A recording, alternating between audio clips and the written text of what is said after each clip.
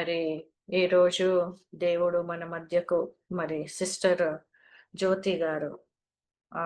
మీ place ఎక్కడ sister? Vizag, right? Vizag. Eluru. Vizag నుంచి ఏలూరు. ఏలూరు. వైజాగ్ నుంచి ఏలూరు.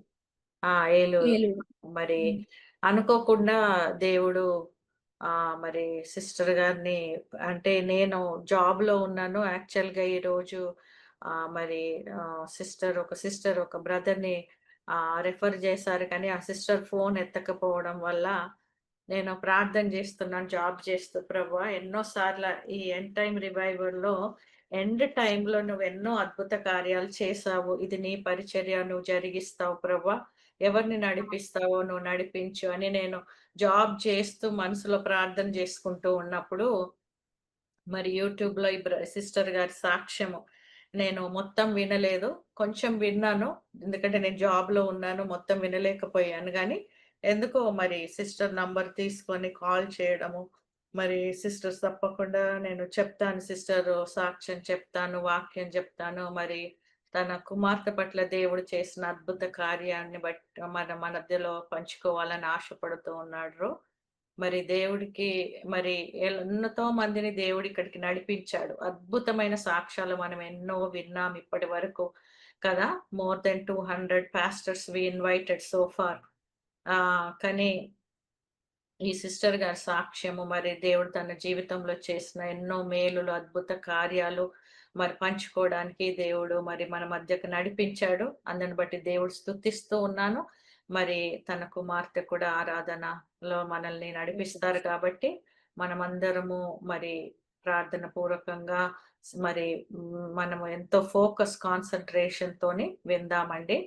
మరి దేవుడే మరి ఈ సిస్టర్‌ని మన మధ్యకు నడిపించడము ఎంతో ఆశీర్వాదకరము. సిస్టర్ మా మధ్యకు రావడం కూడా చాలా సంతోషము. మీకు ఈ సమయాన్ని మీకు అప్పగిస్తూ ఉన్నాను. మరి మీరే స్టార్టింగ్ ప్రార్థన చేయండి. ఆరాధన, వాక్యము, సాక్ష్యం కొరకు ప్రార్థన చేసి మీరు స్టార్ట్ చేయండి. మరి ఈ సమయాన్ని నేను సిస్టర్ గారికి అప్పగిస్తున్నాను. అందరికీ వందనాలండి. సిస్టర్ గారు నాకు అవకాశం ఇచ్చినందుకు మీకు వందనాలు. ఆ! దేవుని కృపను బట్టి ఈరోజు దేవుడు నాకు అవకాశం ఇచ్చారు. సిస్టర్ గారు కూడా దేవుని కృపను బట్టి నాకు అవకాశం ఇచ్చారు. అందుని బట్టి వందనాలు. అందరూ ప్రార్థన చేసుకుందాము. కళ్ళు మూసుకోండి. స్తుతులకు పాత్రుడా, స్తోత్రార్హుడా, నీకు వందనాలు, స్తుతులు, స్తోత్రములు నాయనా, నీకు వందనాలు, కోటాను కోట్ల స్తోత్రములు ప్రభువా. అయ్యా నిన్ను ఆరాధించుటకు నాయనా, నీ సాక్ష్యము చెప్పుటకు నాయనా ప్రభువా, నిన్ను కొనియాడుటకు అయ్యా నువ్వు చేసిన మా పట్ల మేలను నాయన మేము వివరించడానికి ప్రభువా, మీరు నాకు అవకాశం ఇచ్చిన ఆయన వందనాలు ప్రభువా. అయ్యా నీ కృప చేత వారందరితో మీరు మాట్లాడండి ప్రభువా. పరిశుద్ధాత్మదేవా నీ ఆత్మ చేత వారందరిని సంధించండి. నా దేవుడు ఎంత గొప్ప మేలులను చేయగల దేవుడు, ఎన్ని గొప్ప ఆశ్చర్యకార్యములు చేయగల దేవుడని ప్రభువా వీరు గుర్తెరగటానికి ప్రభువా, వారి మనస్సులో నాయన విన్న మాటలు నాయన ప్రభువా, విన్న సాక్ష్యము నాయన గుర్తెరిగి నాయన మనసులో ఉంచుకొని ప్రతి ఒక్కరిని సువార్తను ప్రకటించడానికి నాన్న వారిని నిలవబెట్టుకోండి ప్రభువా. అయ్యా నేను నీ ఆత్మచేత వారందరూ నడిపించండి. నేను కూడా చెప్పుచుండగా నీ మాటలు వారికి వినిపింప చేయండి ప్రభు. ఇప్పుడు ఆరాధిస్తుండగా పాటలు ఎందు, స్తుతి ఎందు, ప్రభు వాక్యమందు ప్రభువా, ప్రతి విషయమునందు నాయన తండ్రి ప్రభువా మీరు తోడుగా ఉండండి. ఇక్కడున్న వారు ప్రతి ఒక్కరిని దీవించి ఆశీర్వదించండి ప్రభువా. అయ్యా సిస్టర్ గారు ఎంతగానో ప్రభువా నీ పరిచయం చేయుచున్నారు నాయన. ఎంతో మందికి నాయన తండ్రి ప్రభు నీ మాటలు నన్ను వినిపింప చేయుచున్నారు ప్రభువా. వారిని దీవించి, వారి పరిచర్ని దీవించి, ఆశీర్వదించి, వారికి తోడుగా ఉండి, వారి బిడ్డల పట్ల, వారి కుటుంబాల పట్ల, వారి తండ్రి వారు కలిగిన వారందరి పట్ల నీ కృపా క్షేమములు వారికి తోడుగా ఉంచి నడిపించి సహాయము చేయమని ఉండారుగా దీవించి ఆశీర్వదించమని నీ రాకడకు వారిని సిద్ధపరిచి నడిపించమని వేడుకుంటూ చిన్న ప్రార్థన చేస్తున్నాం అడిగి వేడుకుంటున్నాం తండ్రి. ఆమేన్. ఆమేన్. ఆమేన్. ఆమేన్. పాట పాడుకుందామండి. స్థిరపరచువాడవు, బలపరచువాడవు, పడిపోయిన చోటే నిలబెట్టువాడవు, ఘనపరచువాడవు, హెచ్చించువాడవు, మా పక్షము నిలచి జయమిచ్చువాడవు, స్థిరపరచువాడవు, బలపరచువాడవు, పడిపోయిన చోటే నిలబెట్టువాడవు, ఘనపరచువాడవు, హెచ్చించువాడవు, మా పక్షము నిలచి జయమిచ్చువాడవు, ఏమైనా చేయగలవు, కథ మొత్తం మార్చగలవు, నీ నామముకే మహిమంతా తెచ్చుకుందువు. ఏమైనా చేయగలవు, కథ మొత్తం మార్చగలవు, నీ నామముకే మహిమంతా తెచ్చుకుందువు. యేసయ్యా, యేసయ్యా, నీకే నీకే సాధ్యము. యేసయ్యా, యేసయ్యా, నీకే నీకే సాధ్యము. స్థిరపరచువాడవు, బలపరచువాడవు, పడిపోయిన చోటే నిలబెట్టువాడవు, గణపరచువాడవు, హెచ్చించువాడవు, మా పక్షము నిలచి జయమిచ్చువాడవు. సర్వకృపానిధి మా పరమ కుమ్మరి, నీ చేతిలోనే మా జీవమున్నది. సర్వకృపానిధి మా పరమ కుమ్మరి, నీ చేతిలోనే మా జీవమున్నది. మా దేవా, నీ ఆలోచనలన్నీ ఎంతో గొప్పవి, మా ఊహకు మించిన కార్యములెన్నో జరిగించుచున్నవి. మా దేవా, నీ ఆలోచనలన్నీ ఎంతో గొప్పవి, మా ఊహకు మించిన కార్యములెన్నో జరిగించుచున్నవి. ఏమైనా చేయగలవు, కథ మొత్తం మార్చగలవు, నీ నామముకే మహిమంతా తెచ్చుకుందువు. ఏమైనా చేయగలవు, కథ మొత్తం మార్చగలవు, నీ నామముకే మహిమంతా తెచ్చుకుందువు. యేసయ్యా, యేసయ్యా, నీకే నీకే సాధ్యము. యేసయ్యా, యేసయ్యా, నీకే నీకే సాధ్యము.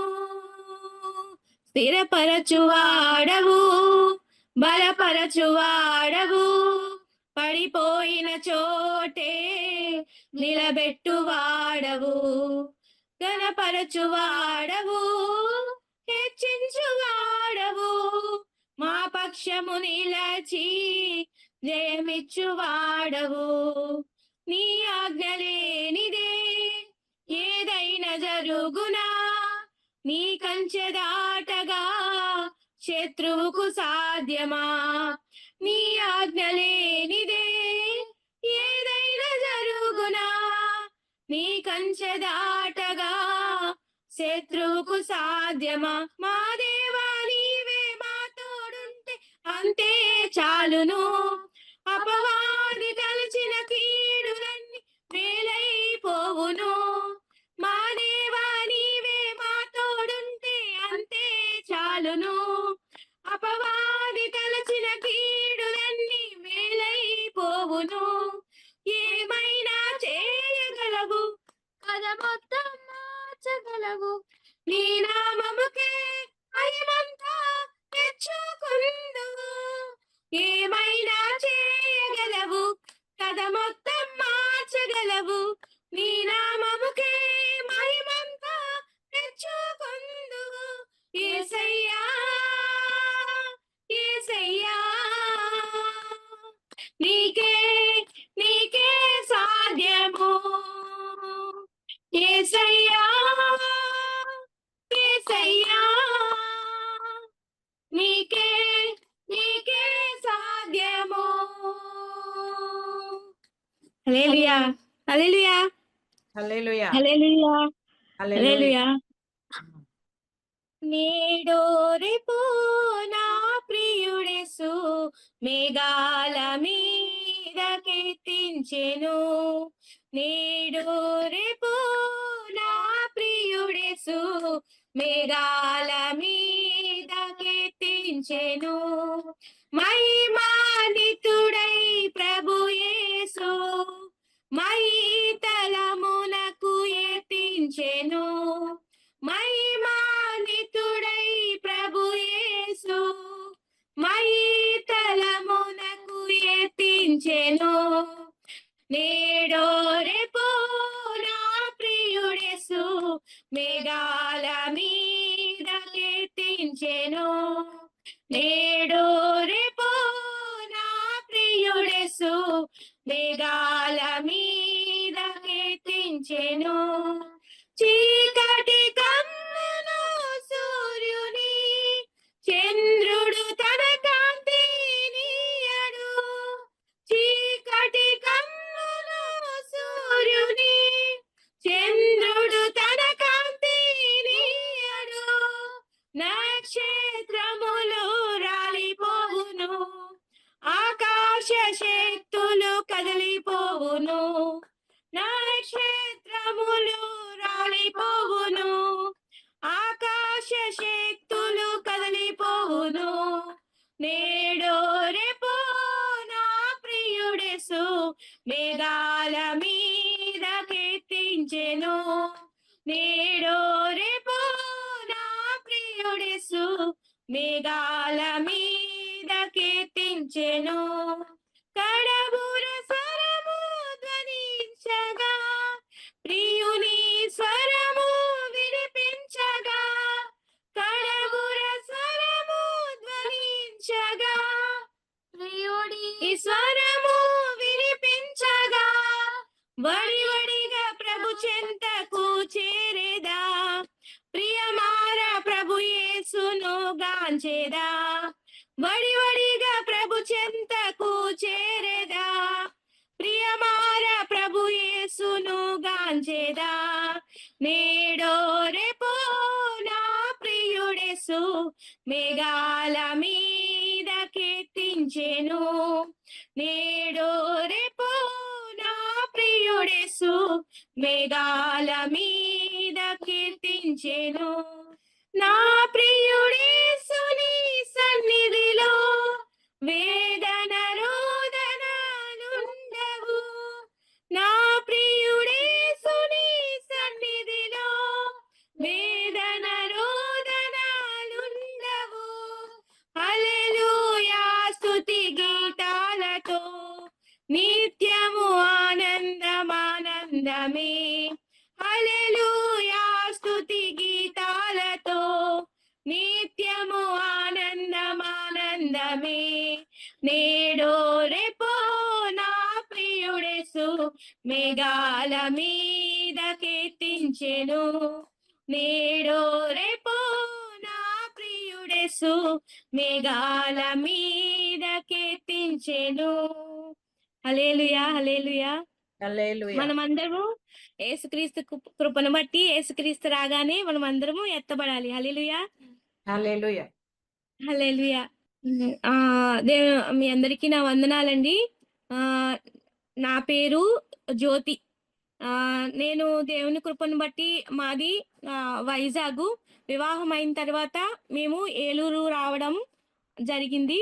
అయితే మేము హైందవ కుటుంబంలోనే పుట్టాము, అన్యుల కుటుంబంలో పుట్టాము. పూర్తిగా మాకు క్రైస్తవ్యం అంటే తెలుసు, అంటే క్రైస్తవులంటే తెలుసు, యేసయ్య అంటే తెలుసు. కానీ యేసయ్య అందరితో సమానము అనుకునే వాళ్ళం. కానీ యేసయ్య ప్రత్యేకింపబడిన వ్యక్తి అని ఏ రోజు మేము అనుకునే వాళ్ళం కాదు. కానీ ఏంటంటే దేవుని కృపను బట్టి ఆయన మనల్ని తెలుసుకుంటే ఆయన కృపను బట్టి మనల్ని పట్టుకుంటారు. ఆమేన్, హల్లెలూయా, హల్లెలూయా. అయితే దేవుని కృపను బట్టి మేము హైందవ కుటుంబంలో పుట్టాం కాబట్టి, అయితే మా తాతగారు వాళ్ళ అమ్మగారు ముందు దేవుణ్ణి తెలుసుకున్నారండి. ఆవిడికి దేవుని పూనకాలు అనేవి వచ్చేవంటండి. అంటే దేవుని ఆత్మలు వచ్చేవి. అయితే అందరికీ ఆవిడ స్వస్థతలు ఇచ్చేది అన్ని విధాల. అంటే ఏదైనా బాగోకపోయినా, ఏదైనా బలహీనత వచ్చినా ఆవిడికి దేవుడి పూనకాలు వచ్చి వాళ్ళందరికీ స్వస్థ ఇచ్చేది. కానీ ఆవిడికి మాత్రం ఒళ్ళంతా మంటలు, ఆవిడికి స్వస్థత లేదు. అంటే ఒళ్ళంతా మంటలు, అరికాలు మంటలు, మంటలు, చేతులు మంటలు అన్నీ ఉండేవి. అయితే ఆవిడకి స్వస్థత ఇచ్చేవారు ఎవ్వరూ కనబడలే. కనబడకపోతే ఆవిడ దేవుణ్ణి కోరుకుంది. ఏమని? నిజ దేవుడు ఎవరైనా ఉంటే నన్ను స్వస్థపరచండి అని. అప్పుడు యేసుక్రీస్తు వారి గురించి ఆవిడకి తెలిసి, "యేసయ్య నువ్వు నిజ దేవుడివంట కదా! నువ్వు స్వస్థపరుస్తావంట కదా! నన్ను స్వస్థపరచవా?" అని అడిగినప్పుడు ఆవిడకి వెంటనే దేవుడు కనబడి ఆమెకున్న మంటల్ని ముట్టి స్వస్థపరిచారండి. అప్పుడు యేసుక్రీస్తు వారిని తెలుసుకున్నారంటండి. ఆ తర్వాత మా తాతగారు ఏమన్నారంటే, "నువ్వు వేరొక దేవుడిని నువ్వు మొక్కుతున్నావు. నువ్వు నా తల్లివి కాదని" దూరం పెట్టారంటండి. ఆ తర్వాత ఆహ్, ఆవిడ వేరేగా ఉండడం, ఆవిడ యేసుక్రీస్తుని నమ్ముకోవడం జరిగింది. తాతగారికి ఆ తర్వాత బలహీనతొచ్చిందండి. అంటే ఒళ్ళంతా పచ్చకామెర్లు. ఒళ్ళంతా బొల్లు మచ్చలు. వైట్‌గా అయిపోవడం. ఒళ్ళంతా పచ్చకామెర్లంటే చాలా బలహీనతొచ్చింది. లాస్ట్ స్టేజ్‌కొచ్చేసారు. వచ్చాక నా తల్లి దేవుడు నా దేవుడై నన్ను స్వస్థపరచాలి అని ప్రార్థన చేసుకుంటే ఆయన్ని యేసు నామంలో ఆవిడకి స్వస్థత కలిగిందండి. అంటే ఆవిడకి కూడా పూర్తిగా దేవుడు స్వస్థతని అనుగ్రహించారు కదా! మా తాతగారికి కూడా దేవుడు స్వస్థత అనుగ్రహించి ఆయన కూడా దేవుడిని తెలుసుకున్నారు. మా తాతగారికి యనమండుగురు పిల్లలండి. యనమండుగురు పిల్లల్లో మా తాతగారికి మా నాన్నగారు 5వ సంతానము. అయితే ఆహ్, వా దేవుని కృపను బట్టి మా నాన్నగారికి దేవుడంటే ఇష్టం లేదు. కానీ అందరితో సమానం అనుకున్నారు గానీ ఏ రోజు ఇష్టపడలేదు. ఇష్టపడకపోతే అందరూ సమానం అనుకుని మొక్కారు కదా! అన్ని దేవుళ్ళకి మొక్కేవారు. అయ్యని, ఇవని, ఈ విగ్రహాలకని, అన్నవరం అని, సింహాచలం అని, రాయగడ అని అన్ని దేవుళ్ళు మొక్కేవారనమాట. అయితే దేవుణ్ణి తెలుసుకోవాలి అంటే మనంతల మనం తెలుసుకోమండి. దేవుడే మనల్ని తెలుసుకొని మనల్ని పట్టుకుంటారు. ఆమేన్. హల్లెలూయా! దేవుడే మనల్ని బ్రతికించుకుంటారు. దేవుడే మనల్ని రక్షించుకుంటారు. దేవుడు కూడా ఆయన కృపలో మీరందరూ ఉన్నారు గాబట్టి మిమ్మల్ని అందరిని దేవుడు రక్షించుకున్నారండి. అలాగే దేవుడు కూడా మమ్మల్ని రక్షించుకున్నారు. అలాగే మేము దేవుడిని తెలుసుకోవడం జరిగింది. అలాగే ఎట్లా అంటే మా జీవితంలో ఒకేసారి మా జీవితాలన్నీ తారుమారైపోయి మా అన్నయ్య గారు ఊరేసుకొని చనిపోయారు. మా నాన్నగారు అందరూ ఒకటే అనుకునేవాళ్ళు. కానీ ఏంటంటే మా అన్నయ్య గారు ఊరేసుకొని చనిపోయారు. చనిపోయిన తర్వాత మా జీవితాలన్నీ తారుమారైపోయాయి. మొత్తం ఏంటంటే మా ఇంట్లో ఎంత సంపాదనున్నా, ఎన్ని డబ్బులున్నా, మాకు తినటానికి అన్నీ ఉన్నా సరే, ఏమీ ఇంట్లో సమాధానం లేదు. సంతోషం లేదు. ఏమి తిన్నా ఏమి ఉన్నా మనశ్శాంతి లేదు. చాలా ఇబ్బందులు పడేవాళ్ళమనమాట. చాలా భయంకరమైన స్థితి. చాలా ఇబ్బందులు పడే స్థితనమాట.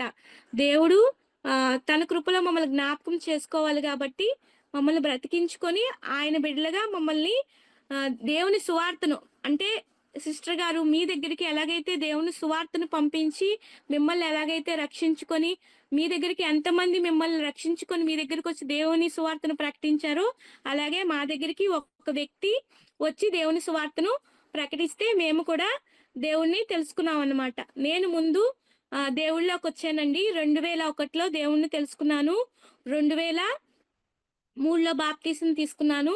దేవుని కృపను బట్టి 2005లో నాకు వివాహం జరిగింది. 2006లో నాకొక కుమార్తె దేవుడు అనుగ్రహించారు.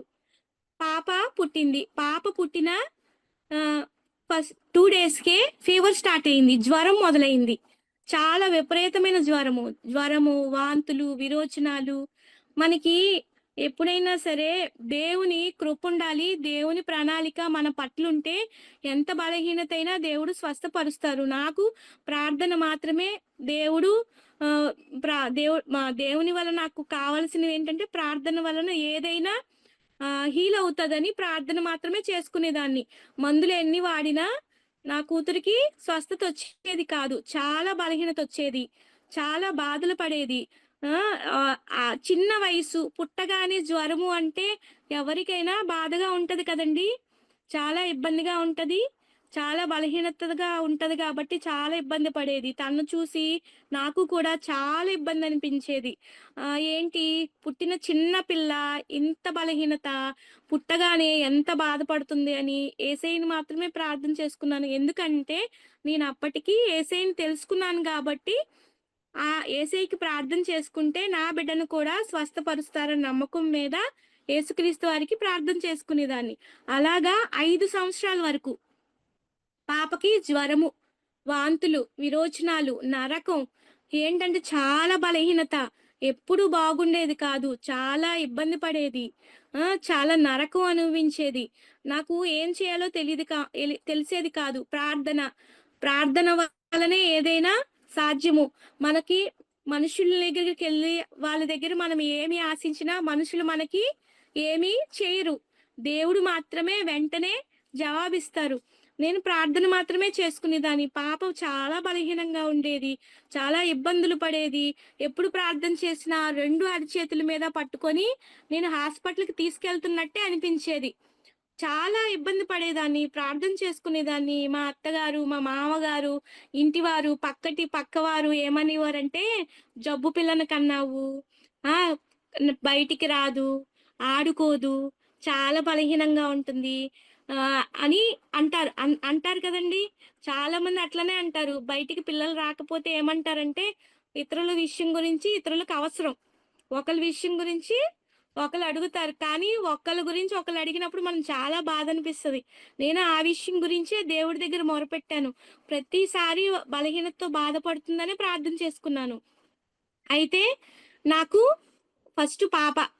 పాప తర్వాత ఆయమ్మలు, నర్సులు వచ్చి నూపేస్తారండి. ఎంతమందికి తెలుసు? పిల్లలు పుట్టకుండా నూపేస్తారు. అనే ఆకారంతోటి 3 ఇయర్స్ గ్యాప్‌లో 3 సంవత్సరాలు పిల్లలకి గ్యాప్‌లో నూపనేది ఏస్తారు గర్భసంచిలోకి. పిల్లలు అప్పుడే పుట్టకుండా. ఆ నూపనేది ఏయించుకున్నాక అది గర్భసంచిలోకెళ్ళిపోయింది. ఆ డాక్టర్ దగ్గరికెళ్లి తీపిచ్చుకోవడానికి వెళ్ళినప్పుడు డాక్టర్ గారు ఏమన్నారంటే, "ఎక్ ఏమో లేదమ్మా, అది పడిపోయినట్టుంది" అన్నారు. సరే అని నేను డాక్టర్ గారి దగ్గరికి వెళ్ళాక డాక్టర్ గారు ఏమన్నారంటే, "అది ఎక్కడో కనబడతలేదమ్మా, చాలా మరి ఎక్కడుందో తెలీదు" అని అనగానే, "సార్ బాగా పెయినొస్తుంది, బాగా ప్రాబ్లమ్‌గా ఉంది, చాలా ఇబ్బంది పడుతున్నాను, చాలా బలహీనంగా ఉంది" అనంటే, స్కానింగ్ చేయించుకొని రమ్మన్నారు. అది వెళ్ళాను. డాక్టర్ దగ్గరికెళ్లి స్కానింగ్ చేయించుకొని, ప్రార్థన చేసుకొని, స్కానింగ్ చేయించుకుంటే అది గర్భసంచిలోకి వెళ్ళిపోయింది. వెళ్ళిపోగానే గర్భసంచి చీమ పట్టేసింది. పట్టేయగానే డాక్టర్ గారేమన్నారంటే, "గర్భసంచి తీసేస్తానన్నారు." తీసేస్తానంటే దేవుడిని ఒకటే ప్రార్థన చేశా. దేవా! నాకు ఒకే ఒక పాప. ఇంకొక పాప గావాలి. నువ్వివ్వండి. ఒక పాపకి బలహీనత. మళ్ళీ ఈ పాపకు కూడా ఇంకొక పిల్లలు లేకపోతే బాగోదు కదా! అని ప్రార్థన చేసుకున్నాను. అయితే హాస్పిటల్‌కి వెళ్ళాను గర్భసంచి తీపించుకోవడానికి. వెళ్ళగానే డాక్టర్ గారు ఏమన్నారంటే గర్భసంచి తీయించటానికి ఆహ్, ఆహ్, అన్నీ రెడీ చేసుకొని ఉండమన్నారు. అయితే నేను ప్రార్థన చేసుకొని ఎళ్ళాను కదండీ! ఒక వ్యక్తి నాతో మాట్లాడారు. "అమ్మా ఇక్కడ కాదు, వేరే దగ్గరికెళ్దాము. ఈ హాస్పిటల్‌కి వద్దు" అని అనగానే వేరే హాస్పిటల్‌కి వెళ్ళాక, ఆ గర్భసంచిలో ఉన్న నూపిని ఒక డాక్టరమ్మ గారు తీయటానికి దేవుని కృపనిచ్చి అది తీసి క్లీన్ చేశారు. మళ్ళీ దేవుడు ఆ విషయంలో కూడా నాకు గొప్ప మేలు చేశారు. హల్లెలూయా! దేవుడు హల్లెలూయా! ఎన్ని కార్యాలంటే నా జీవితంలో చాలా అసలు ఆ గర్భసంచి తీసేస్తే మళ్ళీ నాకు పిల్లలు పుట్టే అవకాశం లేదు. పిల్లలు పుట్టకపోతే పిల్లలు లేని తల్లిని ఏమంటారండి? గొడ్రాలు అంటారు. కానీ ఒంటి బిడ్డ తల్లిని కూడా ఎవరు చూడరు. చాలా అంటే మనుషులు ఏ విధానైనా మాట్లాడతారు. దేవుడు మాత్రం మనల్ని విడిచిపెట్టడు. అప్పుడు నాకున్న బలహీనత బట్టి మళ్ళీ కొన్ని రోజుల తర్వాత మళ్ళీ దేవుడు గర్భఫలం ఇచ్చారు. ఇచ్చాక మళ్ళీ నాకు 8 9 నెలలు మోసానండి. 9 నెలలు మోసాక మేనరికం మాత్రం అమ్మో! చేసుకోకూడదు. మేనరికం చేసుకున్న వెంటనే చాలా ప్రాబ్లమ్స్ ఒస్తాయి. అంటే మేనత్త, మేనమామ పిల్లల్ని చేసుకోకూడదు. చేసుకుంటే ప్రాబ్లమ్స్ ఒస్తాయి. అది తెలియక మా నాన్నగారు మేనత్త కుమారుడికిచ్చి నన్ను వివాహం చేశారనమాట. దానివల్ల ప్రాబ్లమ్ అయింది. 9 నెలలు ఒక పాపను మోసాను. 9 నెలల తర్వాత పాప కడుపులోనే చచ్చిపోయింది. చాలా బాధ. ఎంత నరకమంటే జీవితంలో ఇన్ని శ్రమలుంటాయా అని అనుకోవచ్చు. ఉంటాయి. శ్రమలుంటాయి. కానీ శ్రమల నుంచి దేవుడు మాత్రమే తప్పిస్తాడు. శ్రమలున్నాయని ఇతరులు ఏదైనా అంటారని మాట బాధ పడకూడదు. దేవుడినడిగి ప్రతీదీ ఎదిరించి శక్తి దేవుడు మనకి అనుగ్రహించాలి. అవునా? దేవుని కృపను బట్టి మనం ముందుకు వెళ్ళాలి. హల్లెలూయా! అలాగా దేవుడు నన్ను మళ్ళీ ఇంకొకసారి దేవుడు గర్భఫలం ఇచ్చారు. మళ్ళీ 5 నెలలు కడుపుతో ఉన్నాను. పాపకి 5 సంవత్సరాలొచ్చాయి. పాప పుట్టిన కాడ్నించి పాపకి 5వ సంవత్సరం వచ్చినంత వరకు హాస్పిటల్‌కి తిప్పుతానే ఉన్నా. పాపకి 5వ సంవత్సరం వచ్చింది. నేను 5 నెలలు కడుపుతో ఉన్నాను. పాపని తీసుకొని హాస్పిటల్‌కి వెళ్ళినప్పుడు డాక్టర్ గారు టెస్ట్ చేసి, "పాపకి క్యాన్సర్ అమ్మా. చచ్చిపోతది. బ్రతకదు" అని ఇంటికి తీసుకెళ్ళిపోమన్నారు. పాపకి ఏఎల్ఎల్ లుకేమియా లాస్ట్ స్టేజు. కాళ్ళు, చేతులు పడిపోయాయి. కాళ్ళు పని చేయలేదు. చేతులు పని చేయలేదు. ఒకటో సంవత్సరం పుట్టిన కాడ్నించి 5వ సంవత్సరం వరకు నరకం అనుభవించింది. చాలా బలహీనత. అందరూ పిల్లలు దేవుడు అనుగ్రహిస్తారు గానీ, వాళ్ళకి శక్తినివ్వాలంటే దేవుడి దయుండాలి. దేవుని కృపుండాలి. అలాగే నాకు ఎందుకు నా పిల్లకైనా ఆ బలహీనతొచ్చిందని నేను బాధపడ్డాను. కానీ ప్రతి ఒక్కరి పిల్లలకి బలహీనతుంటది. కానీ ఆ బలహీనత తప్పించాలంటే అది దేవుని కృప మాత్రమే. మనకి దేవుడే సహాయం చేయాలి. అయితే డాక్టర్ దగ్గరికి మేము వెళ్ళటానికి మా చేతిలో డబ్బులు లేవు. చాలా బాధలు పడ్డాము. చాలా ఇబ్బందులు పడ్డాము. అప్పటికి మా నాన్నగారి దగ్గర నేను చాలా ముద్దుగా పెరిగాను. ఒక ఇబ్బంది లేదు. చాలా కష్టమంటే తెలీదు. మా నాన్నగారు చాలా చక్కగా పెంచారు. మా నాన్నగారితో తిరిగి హ్యాపీగా ఉండేదాన్ని. మా నాన్నగారు ఎక్కడికెళ్తే అక్కడికి వెళ్ళేదాన్ని. మా నాన్నగారు ఎక్కడుంటే అక్కడ ఉండేదాన్ని. చేతిలో ఒక రూ. 500 ఉంటే ఒక 5 నిమిషాల్లో ఖర్చు పెట్టేసేదాన్ని. కానీ భర్త దగ్గరికొచ్చాక చేతిలో రూపాయి ఖర్చు పెట్టడం మాత్రం తెలీదు. ఎందుకంటే పాపకున్న బలహీనత బట్టి పుట్టిన కాడ్నించి హాస్పిటల్ ఖర్చు మాకెక్కువైపోయింది. డబ్బులు దాసుకుందామన్నా చాల్లేదు. ఇంట్లో చాలా, చాలా కఠినమైన స్థితొచ్చేసింది. చాలా ఇబ్బందులు పడ్డాము. అప్పుడు మా దగ్గర చేతిలో డబ్బులు లేవు. ఆరోగ్యశ్రీ లేదు. రేషన్ కార్డు లేదు. కానీ దేవుని కృపను బట్టి ప్రార్థన చేసుకుంటే మాకు 3 రోజుల్లో ఆరోగ్యశ్రీ వచ్చింది. ఎందుకు అంటే మనకి ప్రార్థన అవసరతలుంటప్పుడు మన సంఘ ప్రార్థన, నెక్స్టొచ్చి సేవకుల ప్రార్థన మనకి చాలా అవసరం. మనకి కుటుంబ ప్రార్థన చాలా అవసరం. మనంతట మనం ప్రార్థన చేసుకోమని దేవుడు చెప్పారు. కానీ మన సేవకులు ప్రార్థన చేస్తే దేవుడు ఆలకిస్తాడు. మన సంఘం ప్రార్థన చేస్తే దేవుడు ఆలకిస్తది. మన కుటుంబాలు ప్రార్థన చేస్తే దేవుడు ఆలకిస్తారు. మనం ఒక్కలే ప్రార్థన వీరందరి ప్రార్థన దేవుడు వింటాడు. పౌలు, శీలలు మీరు బైబిల్ చదువుతారు కాబట్టి పౌలు, శీలలు ప్రార్థించినప్పుడు వారికి కాళ్ళకున్న సంకెళ్ళు, బంధకాలు దేవుడు విడుదలిచ్చారు. ఆమేన్. హల్లెలూయా! సంఘమంతా హల్లెలూయా! ప్రార్థన చేసి దేవుని స్తుతించారు. వెంటనే ఆ బంధకాల నుంచి దేవుడు విడుదలిచ్చారు. ప్రార్థనకి చాలా శక్తి ఉంది. ప్రార్థనకి చాలా జయము ఉంది. ప్రార్థనతో జరగలేని కార్యమంటూ ఏదీ లేదు. ప్రార్థనతో ప్రతీదీ జరిగించొచ్చు. ముఖ్యంగా సేవకులు దేవుని చేత ఎన్నుకోబడిన వారు. ఆమేన్. వాళ్ళు ఎన్నుకోబడబట్టే వారిని గౌరవించి వారికి ప్రతి ఒక్క మాట వారికి చెప్పగలిగే స్థితి దేవుడు మనకి ఇచ్చారు. వారు మన గురించి నిత్యం ప్రార్థన చేస్తారు. హల్లెలూయా! హల్లెలూయా! హల్లెలూయా!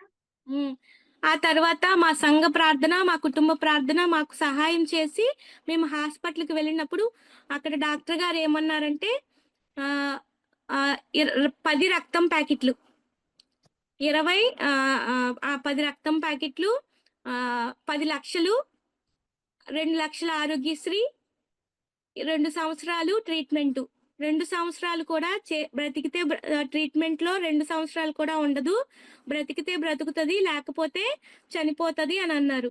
అయితే మా ఫ్యామిలీ అంతా ఏమన్నారంటే, లాస్ట్ స్టేజు గాబట్టి, పాపకి ట్రీట్‌మెంట్ చేసినా బ్రతకదు గాబట్టి, చచ్చిపోతుంది గాబట్టి, ఇక్కడ ఉంచే కన్నా, డబ్బులు ఖర్చు పెట్టే కన్నా ఇంటికి తీసుకెళ్ళిపోవడం మెరుగు అని అన్నారు. అయితే మేమందరం ఏమన్నామంటే నా భర్త ఒకటే ప్రార్థన చేసుకున్నాం. ఏమని? మన దేవుడు మన బిడ్డని స్వస్థపరుస్తాడు. ఎందుకంటే మేనరికం చేసుకోకూడదని మీకెందుకు చెప్పాను అంటే, మా మా న మా మా ఆయన గారి చెల్లికి క్యాన్సరు. అంటే తన క్యాన్సరు నా కూతురికొచ్చింది. అంటే జీన్స్ పరంగా, రక్తం పరంగా తన క్యాన్సరు నా కూతురికొచ్చింది. తను చనిపోయింది. తన క్యాన్సరు తినికి రావడం జరిగిందనమాట. ఆ క్యాన్సర్ వల్ల మళ్ళీ అందుకే చాలా బలహీనం, బాధ మేము అనుభవించాము. అయితే డాక్టర్ గారు చెప్పారు కదా! బ్రతికితే బ్రతుకుతది, లేతే చనిపోతది, లేతే తీసుకెళ్ళిపోండి అని. మేమైతే తీసుకెళ్ళిపోలేదు. దేవుని మీద ఆధారపడ్డాము. దేవా! నా బిడ్డను బ్రతికించండి.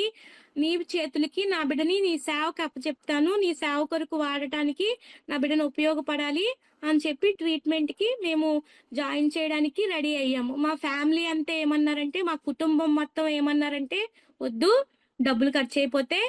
ఇంటికి తీసుకెళ్ళిపోదాము. ఇక్కడుంటే డబ్బులయిపోతాయి" అనన్నారు. కానీ మనము దేవుని మీద ఆధారపడినప్పుడు దేవుడు మనల్ని విడిచిపెట్టడు. దేవుడు మనల్ని బ్రతికిస్తాడు. ఆ నమ్మకం మనతో ఉండాలి ఎప్పుడు. ఎందుకంటే దేవుడే మనల్ని బ్రతికిస్తాడు. దేవుడే మనల్ని సజీవంగా ఉంచుతాడు. మనుషుల మాటల కన్నా దేవుని మాటలే గొప్పవి.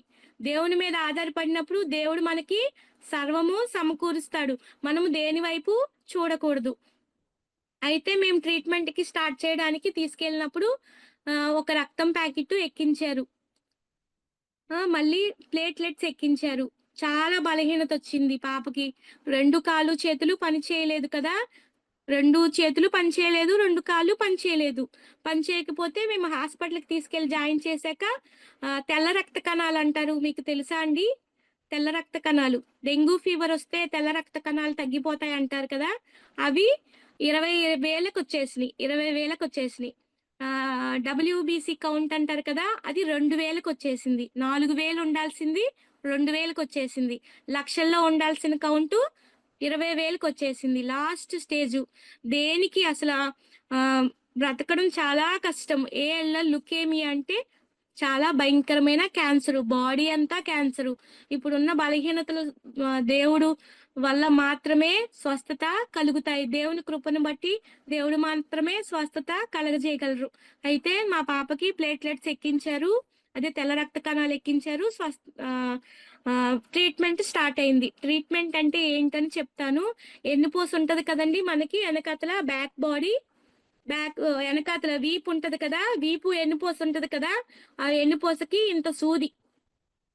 ఇంత సూదిని ఎన్నుపూసకి గుచ్చి, ఆ ఎన్నుపూసలోంచి నీరు తీస్తారు. 5 సంవత్సరాల పాపకి. చంటి బిడ్డ. అల్పం. 10 కేజీలు కూడా ఉండదు ఈ పాప. 5 కేజీల పాపకి ఎన్నుపూసలోంచి వాటర్ తీసి, ఆ ఎన్నుపూసలోంచి నీరు రాకపోతే, ఆ ఎన్నుపూసలోంచి సూది తీసి, మళ్ళీ ఇంకొక ఎన్నుపూస సందులోకి గుచ్చుతారు. అది గుచ్చేటప్పుడు చంటి బిడ్డ నరకం అనుభవిస్తది. ఈ ఈ తల తీసుకెళ్ళి ముడుకుల దగ్గరికి వంచుతారు. నరకం ట్రీట్మెంట్ చాలా భయంకరమైనదనమాట.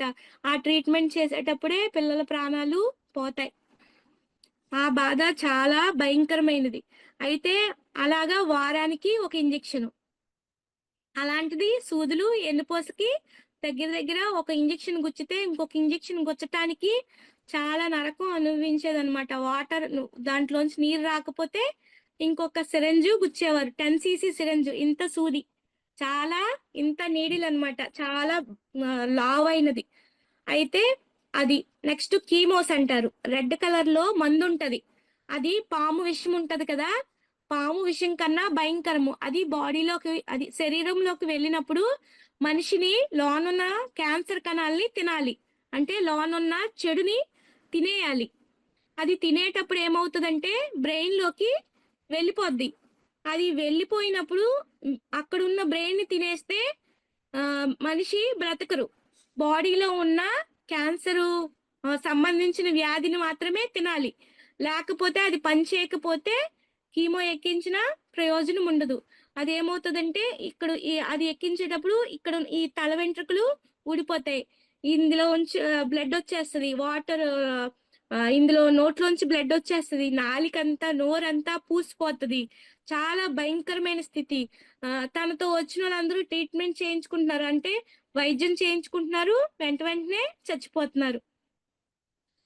చాలా భయంకరమైన స్థితి. అంటే శవాల దగ్గర మేముంటున్నామనమాట. ఎందుకంటే, అటువంటి స్థితిని మేము చూసేటట్లు దేవుడు చేశాడు. ఎందుకంటే, దేవుని నామాన్ని ఘనపరుచుకోవడానికి చాలా భయంకరమైన స్థితి. క్యాన్సర్ అనేది భయంకరమైన రోగము. రోగాలు తగ్గాలన్నా దేవుని కృపుండాలి. దేవుని కృప లేకపోతే మనము బ్రతకలేము. అసలు చాలా భయంకరమైన స్థితి. లాస్ట్ స్టేజ్‌కొచ్చి అక్కడికొచ్చి కడుపు నొప్పి, కాళ్ళు నొప్పి అంటున్నారు, చచ్చిపోతున్నారు. చాలా ఇబ్బంది పడుతున్నారనమాట. అయితే నా కూతురు అదే బాధతో ఉన్నది అని నేను అనుకుంటున్నాను గానీ, నా కూతురు లాంటి చాలా మంది చిన్న పిల్లలు 5 సంవత్సరాలు, 3 సంవత్సరాల పిల్లలు చాలా మంది అక్కడున్నారు. కానీ మనకే ఎందుకు బాధొచ్చిందని మనము ఏ రోజు దేవుడిని శోధించకూడదండి. చాలా మందికి అక్కడ బలహీనతలొస్తాయి. ప్రతి ఒక్కరికి బలహీనత, విడుదల దయచేసేది దేవుడు మాత్రమే. హల్లెలూయా! హల్లెలూయా! దేవుని కృపను బట్టి దేవుడు మాత్రమే ఎవరికైనా బలహీనత అందరికీ వస్తదండి. రాకుండా ఉండదు. దేవుడు నాకు మాత్రమే ఎందుకిచ్చాడని అనుకోకూడదు. దేవుడు మన పట్ల దేవుని కృపుంటే ఏదైనా స్వస్థత దేవుడు అనుగ్రహిస్తారు. అలాగా ఒక నెల రోజుల వరకు పాపకి ట్రీట్మెంట్ చేశారండి. రోజు చేతికి ఐవీ లైన్ ఉండాలి. అంటే రోజు సూది గుచ్చి ఉండాలి. రోజు రక్త పరీక్ష చేసేవారు. రోజు షుగర్ టెస్ట్ చేసేవారు. అంటే షుగర్ పరీక్ష చేసేవారు. చాలా ఇబ్బంది పడేది. 5 సంవత్సరాలు చిన్న బిడ్డ. మీ మధ్యలో చిన్న పిల్లుంది చూసారా? అంతకన్నా చిన్న వయసనమాట నా కూతురిది. చాలా అల్పం. పట్టుకుంటే పిడికిలి ఇంతే ఉండేది. కండ ఇంతుండేది. ఆ కండకి పొడిస్తే సూది బయటకొచ్చేస్తది. కానీ చాలా నరకం. ఆ క్యాన్సర్ అనే బాధ చాలా భయంకరమైనది. ఎవరైనా ఎవరికైనా దేవుని కృపుంటేనే స్వస్థత. దేవుని మీద ఆధారపడకపోతే మనకి ఏది సాధ్యము కాదు. నేను నా బిడ్డను తీసుకొని దేవుని మీద మాత్రమే ఆధారపడ్డాను. దేవుని మీద మాత్రమే ఆనుకున్నాను. దేవుని మీద మాత్రమే ఆయన మీద నా కనుదృష్టి అంటే ఆయన మన మీద ఎలాగైతే కనుదృష్టి ఉంచుతారో నేను కూడా ఆయన వైపే చూసాను. మనము కూడా దేవుని వైపు చూడాలి. అలాగా నెల రోజులు అయిపోయింది. నేను అక్కడికెళ్ళి ప్రెగ్నెన్సీతో అదే నేను కడుపుతో ఉన్నాను కదా! నేను కడుపుతో నేను అక్కడ ఉండకూడదు. ఎందుకంటే అక్కడంతా రేడియేషన్ ఉంటది. ఆ రేడియేషన్‌లోకెళ్తే నా కడుపులో ఉన్న పిండం కరిగిపోతది. అప్పుడే 5 నెలలకి పార్ట్ తయారవుతాయన్నమాట. అంటే లోనున్న చేతులు, కాళ్ళు తయారవుతాయి. నేను రేడియేషన్‌లోకెళ్తే లోనున్న ఆ చేతులు, కాళ్ళు కూడా వంకరగా వచ్చేస్తాయన్నమాట. డాక్టరు రావద్దన్నాడు. కానీ నేనక్కడున్నాను. ఎవరి వల్ల? దేవుని వలన. మరి తల్లి అక్కడ లేకపోతే నా బిడ్డ పరిస్థితి ఏంటి? ఆలోచించండి. నేను ప్రార్థన చేసుకొని నా బిడ్డతో పాటే నేనక్కడ ఉండడం జరిగింది. నెల రోజులయిపోయిందండి. నెల రోజుల తర్వాత ఆహ్, బోన్ మేరో చేశారు. బోన్ మేరో అంటే ఇగో చిటికెన వేలు ఉంది కదండీ! ఈ చిటికెన వేలు సూదంతా హోల్ ఉంటది. అదంటే కన్నం ఉంటది. అది మన పక్కకి ఎముకకి గుచ్చి, ఆ గుచ్చిన దాంట్లోంచి పీచు, రక్తం తీసి టెస్ట్‌కి పంపిస్తారండి. అది బాగా వస్తే పాపకి వేరే ట్రీట్‌మెంటు చేస్తారు. లేదంటే ట్రీట్‌మెంటు చేయరు. అంటే ఇంకొక వైద్యం చేయరు. ఆ ట్రీట్‌మెంట్ చేయాలి అంటే అది బాగా రావాలి. అది వస్తేనే ఇంకొక ట్రీట్‌మెంట్ చేయాలన్నమాట. అందరికీ బాగా రాలేదు. నా కూతురికి మాత్రమే దేవుని కృపను బట్టి బాగా వచ్చింది. ఇంకొక ట్రీట్‌మెంట్ అంటే రేడియేషను. కరెంట్ పెట్టారనమాట. కరెంట్ కూడా ఏమీ కాకుండా దేవుడు నా బిడ్డని బ్రతికించారండి. కరెంట్ విషయంలో కూడా చాలా. అది కూడా నా బిడ్డని ఏమీ కాకుండా దేవుడు స్వస్థపరిచారు. క్యాన్సర్ అనేది చాలా భయంకరమైన స్థితి కాబట్టి క్యాన్సర్ వ్యాధి నుంచి దేవుడు స్వస్థపరిచాడు. చాలా భయంకరమైన స్థితి. పాపతో ఉన్న వాళ్ళందరూ చనిపోయారండి. పాపతో ఉన్న వాళ్ళెవ్వరూ బ్రతికి లేరు. దేవుని దయ వల్ల నాకు కూడా 11 నెలలు వచ్చేసినియి. 11 నెలలకు ముందే 8దో నెల నేను బాబు గురించి స్కానింగ్ చేయించుకోవడానికి వెళ్ళాను. స్కానింగ్ చేయించుకోవడానికి వెళ్తే బాబుకు కూడా బ్రెయిన్ ఎదగలేదు. బాబుకు కూడా చిన్న మెదడు ఉంది అన్నారు. కానీ బాబు 11 నెలలకి దాటిపోయిన 11 నెలలు వచ్చాక కూడా బాబు 4.5 కేజీలు పుట్టాడు. హల్లెలూయా! ఒక్క పార్ట్ కూడా హల్లెలూయా! అన్నీ బానే ఉన్నాయండి. దేవుడు నా బిడ్డని మళ్ళీ బ్రతికించారు.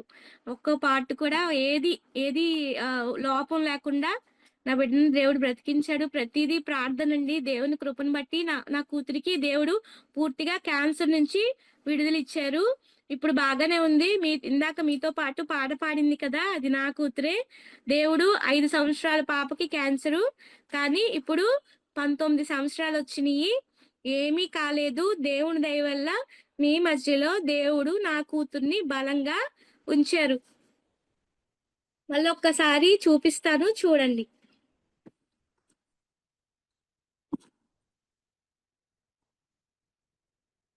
చూసారా ప్రైజ్ ద అండి లార్డ్. పాపని? 5 సంవత్సరాల పాప, ఇప్పుడు 19 సంవత్సరాల పాప. హుహు.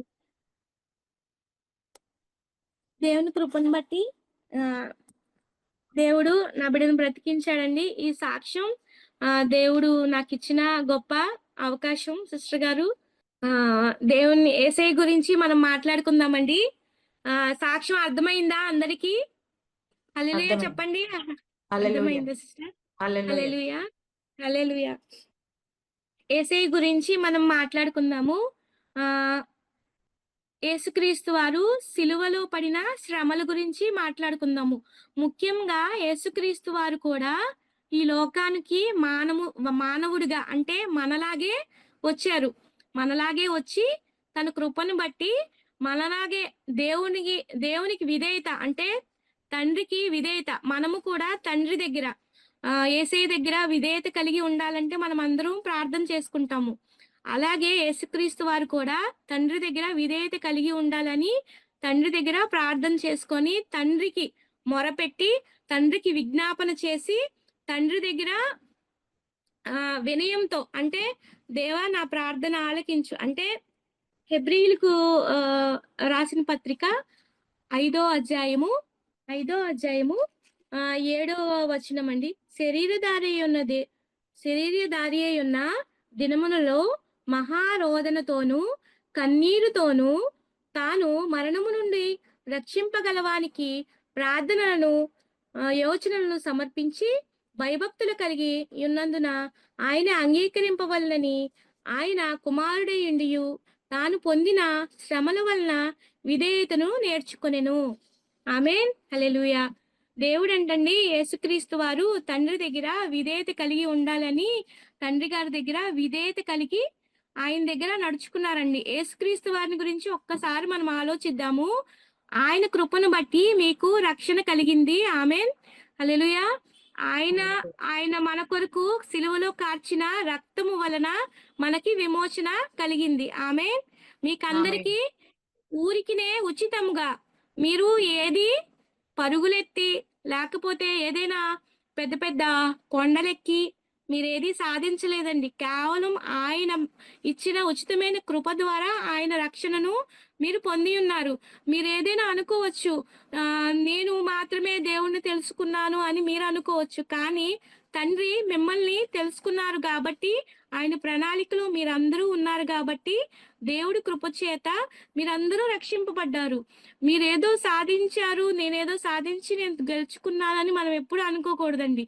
తండ్రి కూడా అంటే యేసుక్రీస్తు వారు కూడా యెహోవా తండ్రి దగ్గర చాలా విధేయత అంటే తగ్గింపు చాలా నెమ్మదిగా తండ్రి నీ చిత్తమైతే ఏదైనా ప్రార్థన చేసేటప్పుడు ఒకటే అన్నారు, దేవా నీ చిత్తమైతే నేను ఇది చేయటానికి మనము కూడా ప్రార్థన చేసేటప్పుడు ఆ యేసుక్రీస్తు వారి తండ్రి దగ్గర అయితే ఎలా అయితే విధేయత తగ్గింపు ఉన్నారో మనము కూడా ఏదైనా చేసేటప్పుడు ప్రార్థన చేసేటప్పుడు నీ చిత్తమైతే నేను ఇలా చేయాలనుకుంటున్నాను, నీ చిత్తమైతే నాకు గర్భఫలం ఇవ్వండి, నీ చిత్తమైతే నాకు ఉద్యోగం ఇవ్వండి, నీ చిత్తమైతే ఇప్పుడు నేను పనికి వెళ్తున్నాను నాకు సహాయం చేయండి అని ప్రార్థన చేసుకోవాలి.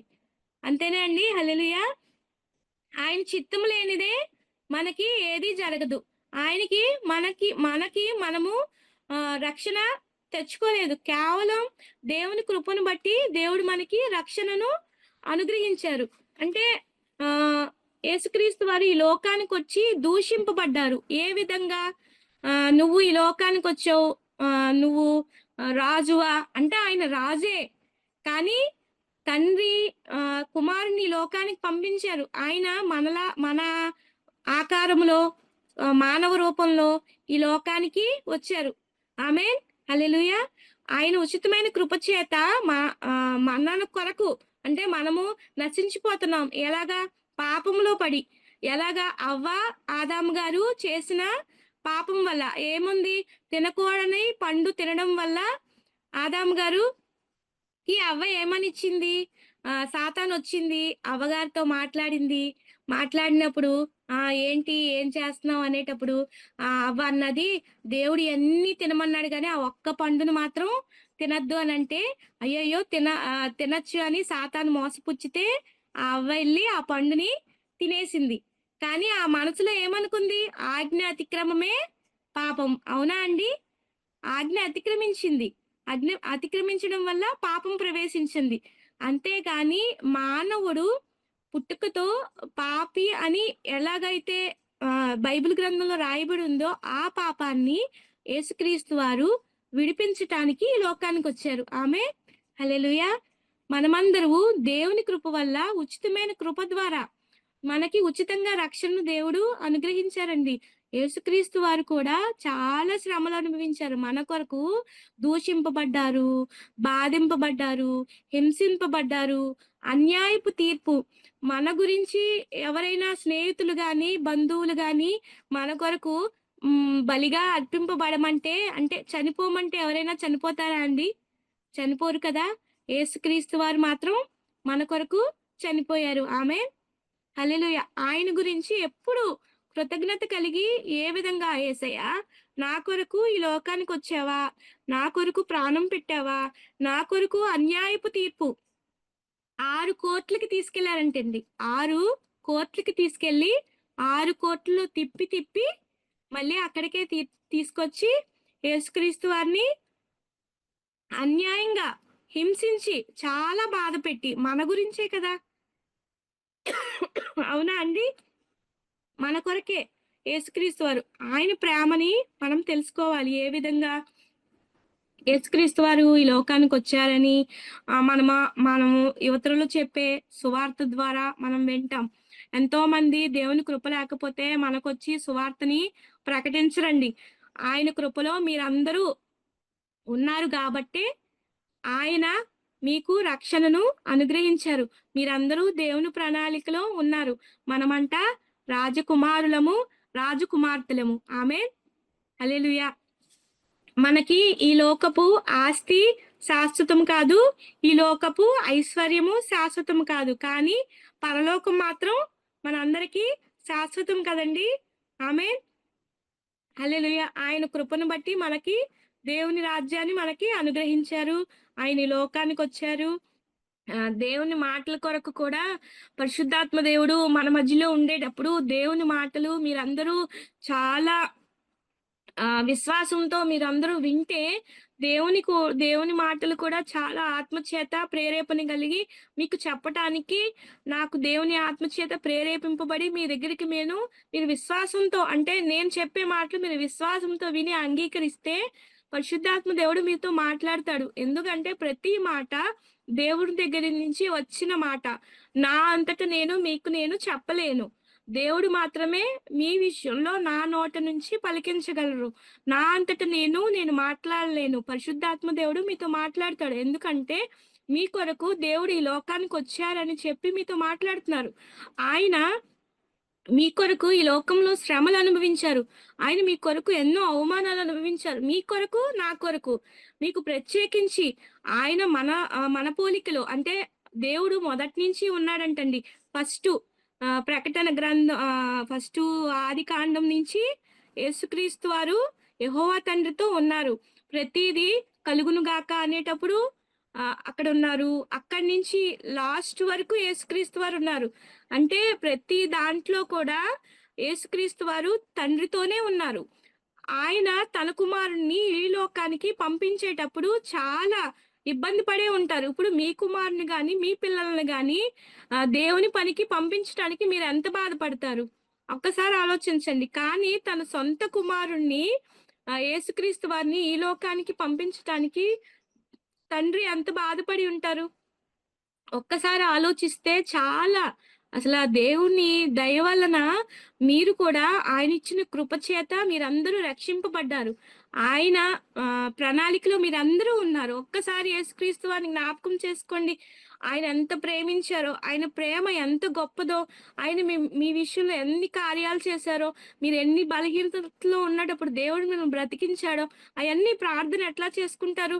యేసయ్య నన్ను బ్రతికించావు కదా! యేసయ్య నన్ను ఈ లోకంలో ఉంచావు కదా! నువ్వు నా కొరకు ఈ లోకంలో సిలువ యాగం చేశావు గదా! సిలువలో మరణించావు కదా! మా కొరకు బ్రతికి ఈ లోకంలో మేమున్నామంటే కేవలం మనమందరం ఉన్నామంటే కేవలం దేవుని కృపండి. మనమందరం దేవుని ప్రణాళికలో ఉన్నామంటే ఆయన కృప.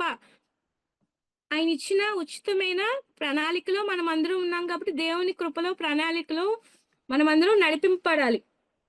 ఇప్పుడు ఈ లోకంలో ఆహ్, ఆహ్, కొన్ని విశ్వాసులుంటారు. సేవకులుంటారు. చాలా పరిచర్య చేయాలి అనేటప్పుడు చాలా శోధనతో, వేదనతో పరిచర్య చేస్తారు. ఏ విధంగా వాళ్ళు చాలా అవమానాలు అనుభవిస్తారు. ఏ విధంగా దేవుడు ప్రత్యేకించి వాళ్ళకి కూడా చాలా అవసరాలుంటాయి. ఏమని లోకంలో ఉండాలని, దేవునిలో పరిచర్య చేయకుండా ఈ లోకంలో హ్యాపీగా ఉండాలని వాళ్ళనుకుంటారు. కానీ వాళ్ళు కూడా దేవుడు పని చేయాలని వారొచ్చినప్పుడు వారిని గౌరవించాలి. వారితో కూడా మనం ఏకీభవించి వారు చెప్పే ప్రతి మాట మనం విని వారితో మనము ఉండాలండి. మళ్ళీ ఇంకొక మాట మాట్లాడుకుందామండి యేసుక్రీస్తు వారి గురించి. ఆహ్ పరిశుద్ధాత్మ దేవుడు మనలో ఉంటారు. మనతో ఉంటారు. ప్రతి విషయంలో ఇప్పుడు నేను బైబిల్ తీయటానికి లేదు గాబట్టి, బైబిలు లేకుండా మీకు దేవుని మాటలు చెప్పటానికి దేవుని కృపను బట్టి పరిశుద్ధాత్మ దేవుడు మనతోనే ఉంటారు. మనం ప్రార్థన ఎలా చేసుకోవాలి అంటే, ముందు దేవుణ్ణి స్తుతించాలండి. ఈ లోకంలో దేవుని ఎలా స్తుతించాలంటే, ఆహ్, ఆయనకి చాలా పేర్లున్నాయి. ఏమని? అద్వితీయుడు, మహోన్నతుడు, పరిశుద్ధుడు, దేవాది దేవుడు, సర్వశక్తిమంతుడు అని చాలా ఆయన్ని కొనియాడాలి. ఆ తర్వాత దేవుని ఏ విధంగా అంటే మనకున్న ఏ రోజుకి ఆ రోజు పాప క్షమాపణ దేవుని సన్నిధిలో అడగాలి. దేవా! ఈరోజు నన్ను క్షమించండి. ఈరోజు ఏమైతే తప్పు చేశానో, అయ్యా! ఈరోజైతే ఎలా నడవాలో, ఎలా నడిచానో అని దేవుణ్ణి మనము అడగాలి. అంటే దేవుని దగ్గర క్షమాపణ పొందాలి. మన విశ్వాసంతో దేవుని సన్నిధిలో ప్రార్థన ఎట్లా చేసుకోవాలంటే, పరిశుద్ధాత్మ దేవుడు మనల్ని ఏ విధంగా నడిపించాలో అని. ఆ తర్వాత దేవుని అనేక రకముల గురించి అంటే ఇతరుల కొరకు మనము ప్రార్థన చేయాలి. ఇప్పుడు ప్రార్థన నడిపింపు ఏంటంటే ఇతరుల గురించి ప్రార్థన చేస్తే దేవుడు మన ప్రార్థన వింటారండి. మన గురించి మనం ప్రార్థన చేసుకునే కన్నా ఇతరుల గురించి మనం ప్రార్థన చేసుకోవాలి. దేవుని ప్రత్యేకించి దేవుని ఏ విధంగా అడగాలంటే నిదానంగా దేవుణ్ణి ప్రార్థన చేసి నిదానంగా దేవుని సన్నిధిలో మనం మొరపెట్టాలండి. ప్రతి విషయంలో దేవుడు మనకి సహాయం చేస్తారు. నెక్స్ట్ వచ్చి పరిశుద్ధాత్మ దేవుడు మనకు తోడుగా అంటే యేసుక్రీస్తు వారు ఈ లోకాన్ని విడిచిపెట్టేటప్పుడు పరిశుద్ధాత్మ దేవుణ్ణి మనకు అనుగ్రహించి వెళ్ళిపోయారు. అంటే ఆయన ఆత్మ చేత మనలందరినీ నడిపిస్తున్నారు. అవునా అండి? హల్లెలూయా! దేవుని కృపను బట్టి పరిశుద్ధాత్మ దేవుడు మనకి తోడుగా ఉంటున్నారు. ఆయన మనకు తోడుగా ఉంటున్నారు కాబట్టి మనం నడవగలుగుతున్నాము. ఎలాగా అంటే మనం ప్రార్థన చేసేటప్పుడు దేవునితో ముఖాముఖిగా మాట్లాడాలండి. మనం ఫ్రెండ్‌తో ఎట్లయితే మాట్లాడతామో, మనం ఏదైనా పని చేసుకున్నప్పుడు కూడా, మనం వెళ్ళే మార్గమప్పుడు కూడా దేవుడితో మాట్లాడాలి. యేసయ్య ప్రతి విషయంలో మాకు మీరు తోడుగా ఉండండి. మాకు సహాయం చేయండి. ఇప్పుడు ప్రతి మాట యందు దేవునితో సంభాషణ కలిగి ఉండాలి. ఎట్లా అంటే ఫ్రెండ్లీగా అంటే ఒక స్నేహితుడిగా ఆహ్, ఆహ్, ఏ విషయంలో మనం పడిపోకుండా పరిశుద్ధాత్మ దేవునితో మనం మాట్లాడుతా ఉంటే దేవుడు మనల్ని నడిపిస్తాడండి. ఆయన నడిపింపు మనకి కావాలి. అంతేనా అంటారు? అవునా అండి? దేవుని కృపను బట్టి? హల్లెలూయా! హల్లెలూయా! నా మాటలు మీకు హల్లెలూయా! వినిపిస్తున్నాయా సిస్టర్? వినిపిస్తున్నాయి. ప్రార్థన విషయంలో అంటే పరిశుద్ధాత్మ దేవుడు మనతో ఉన్నప్పుడు మనము దేవునితో ఎట్లా అయితే ఉండాలో మనం నేర్చుకొని దేవునితో సహవాసం కలిగి నిత్యము ఉండాలండి. ఇప్పుడు మనము ఎక్కువ లోకంలో పాపం ప్రేరేపించిన వాళ్ళు ఎక్కువ ఉంటారు. ఈ పాపం చేయాలని ఈ లోకంలో ఏదైనా చెడు సహవాసం చేయాలని అంటే చెడు స్నేహితులుతో ఉండాలని, వేరే విషయాల్లో పాలుపంపులు పొందాలని అంటారు. కానీ దేవునితో మనం ఎప్పుడు సహవాసం కలిగే ఉండాలి. పరిశుద్ధాత్మ దేవుడు మనకి ఎప్పుడూ మనతో అంటుకట్టబడి ఉండేటట్టు ప్రార్థన చేసుకోవాలి. ఎందుకంటే యేసుక్రీస్తు వారు ఈ లోకానికొచ్చినప్పుడు తను ఉన్నంత సేపు తనుండి, తను నడిపించి, తన స్వస్థతల కార్యాలు చేశారు. ఆ తర్వాత తను వెళ్ళేటప్పుడు పరిశుద్ధాత్మ దేవుడిని నేను వెళ్లి పంపిస్తాను అనేటప్పుడు పరిశుద్ధాత్మ దేవుడు మనకి తోడుగా ఉన్నారు. అప్పటి నుంచి పరిశుద్ధాత్మ దేవుడు మనల్ని నడిపిస్తూనే ఉన్నారు. పరిశుద్ధాత్మ దేవుని ద్వారానే మనం ప్రార్థన చేసుకుంటున్నాము. మనం ఎక్కడైతే ఉంటామో అక్కడ మనతో పాటు పరిశుద్ధాత్మ దేవుడు నడిపింపు ఉంటది. అక్కడ మనకు ప్రార్థన అనే జయము అంటే ప్రతీదీ ప్రార్థనతోనే జయించాలి. మనము వేరే విధంగా ఆలోచిస్తాం. ఏమని మన మనసులో వేరే కల్మషాలుంటాయి. ఏంటంటే ఆహ్ అనేక విషయాల గురించి మనం డిస్కషన్ చేస్తాం. ఏమని ఈరోజు ఏమైతే చేయాలి? అంటే ఎక్కడికైనా వెళ్దాము, ఏదైనా చేద్దాము అని మనంతలో మనం మాట్లాడుకుంటాం. కానీ దేవునితో ఎక్కువ మాట్లాడడానికి మనం ప్రయత్నించాలి.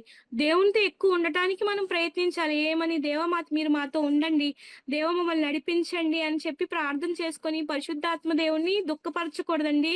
పరిశుద్ధాత్మ దేవుడు మనతో ఉండేటట్టు మనము ప్రార్థన చేసుకోవాలి. ఎందుకంటే యేసుక్రీస్తు వరకు మన కొరకు ఈ లోకానికొచ్చి ఎంతగానో బలిగా అర్పింపబడ్డారు కాబట్టి యేసుక్రీస్తు వారి కొరకు మనము ప్రతి దానికి కృతజ్ఞత కలిగి ఉండాలి. ఆయన ఈ లోకానికొచ్చారంటే ఎవరైనా సరే ఈ లోకంలో ఉన్న వాళ్ళందరూ వేరే విషయాల గురించి అంటే ఏదైనా ఆశిస్తారు.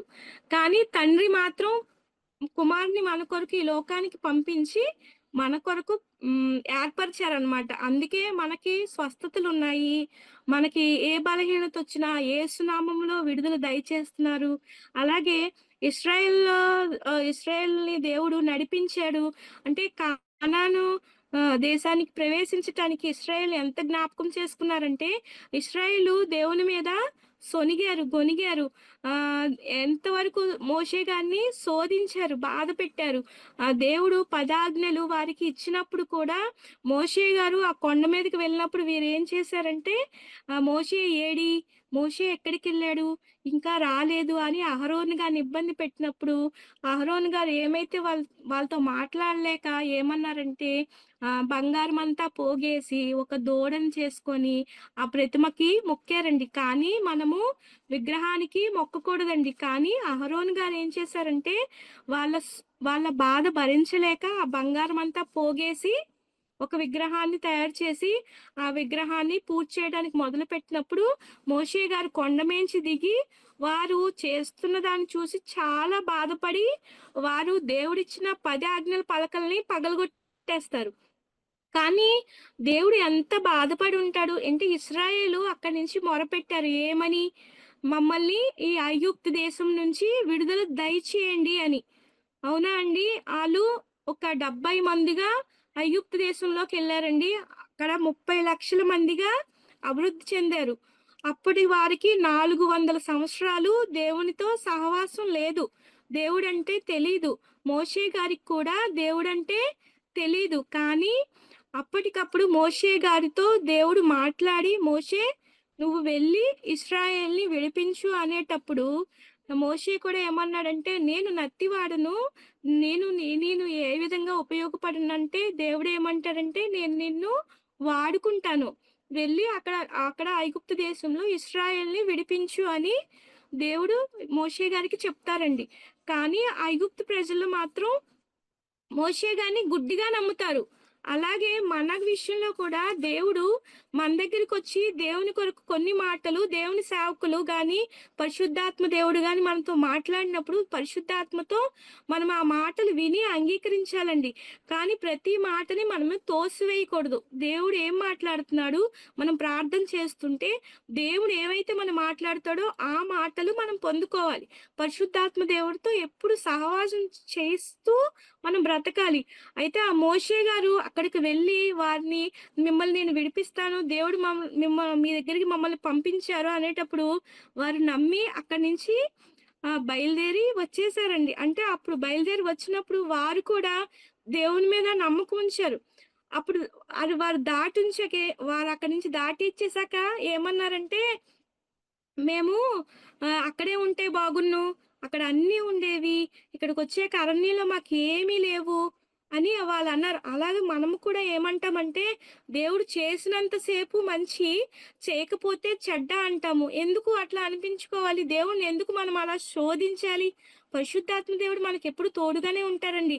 యేసుక్రీస్తు వారు మన దగ్గరే ఉంటారు. యేసుక్రీస్తు వారు మనతోనే మాట్లాడతారు. పరిశుద్ధాత్మ దేవుడు ఎప్పుడు మనకి ప్రేరేపణ ఇస్తూనే ఉంటారు. ఇది చేయాలి, ఇది చేయకూడదు అని. కానీ మనం ఏమంటామంటే నేను నీ మాట నేనెందుకు వినాలి? అని అంటాము. అంటే ఇతరుల మాట మనం వినకూడదు. కానీ దేవుడి మాట మాత్రం మనము వినాలి. అప్పుడు వారిని నడిపించి వారిని తీసుకెళ్ళినప్పుడు వారికి దేవుడు మన్నాని కురిపించాడు. అసలా ఎలాగా తేనె తియ్యగా ఉండేటట్టు తీపిగా ఒక ద ద గింజ తెల్ల గింజల్లాగా చిన్న చిన్న ఆహారం అన్నమాట. అవి దేవుడిస్తే వాటిని తిని వాళ్ళకి ఇసుకొచ్చేసి అవి తినలేక వాటిని దంచుకొని వాటిని రొట్టెలు చేసుకొని వాటిని తిని చాలా దేవుడిని ఇబ్బంది పెట్టారు. మోషే గారిని కూడా ఇబ్బంది పెట్టారండి. అలాగే దేవుడు ఎన్ని విధాలా మనల్ని కూడా పోషిస్తున్నాడు, ప్రేమిస్తున్నాడు. మనకు కూడా ఏమైతే అవసరాలున్నాయో అన్నీ తీరుస్తున్నాడు. కానీ మనం దేవుడిని శోధిస్తూనే ఉన్నాము. ఏదైనా కావాలి, ఇంకా నాకేదైనా పెట్టండి, ఇంకా కారు కావాలి, లేకపోతే ఒక బంగారు నగలు కావాలని దేవుడిని ఎప్పుడు మనము బాధ పెడుతూనే ఉన్నాము. కానీ దేవుడిని బాధ పెట్టే వరంగా మనకు ఉండకూడదు. కానీ ఏంటంటే ఇక్కడ లోకంలో ఉన్నంత కాలము మనకి తిండి కావాలండి. తిండి కావాలి, బట్టలు కావాలి, మనకు కావాల్సిన పోషణాకారం కావాలి. కానీ దేవుడు మనకి ఏనాటి దినాహారం ఆనాడు మనకి దేవుడు దయచేస్తున్నాడు. ఆమేన్. హల్లెలూయా! దేవుడు మనకెప్పుడు మన దగ్గరే ఉండి మనం చేసిన ప్రార్థనకి ఎప్పుడు విడుదల అనుగ్రహిస్తూనే ఉన్నారండి. దేవుడు మనల్ని విడిచిపెట్టట్లేదు. అలాగే ఇశ్రాయేల్ జనాంగాన్ని కూడా దేవుడు నడిపించాడు. నడిపించి వారికి పదాజ్ఞలిచ్చాడు.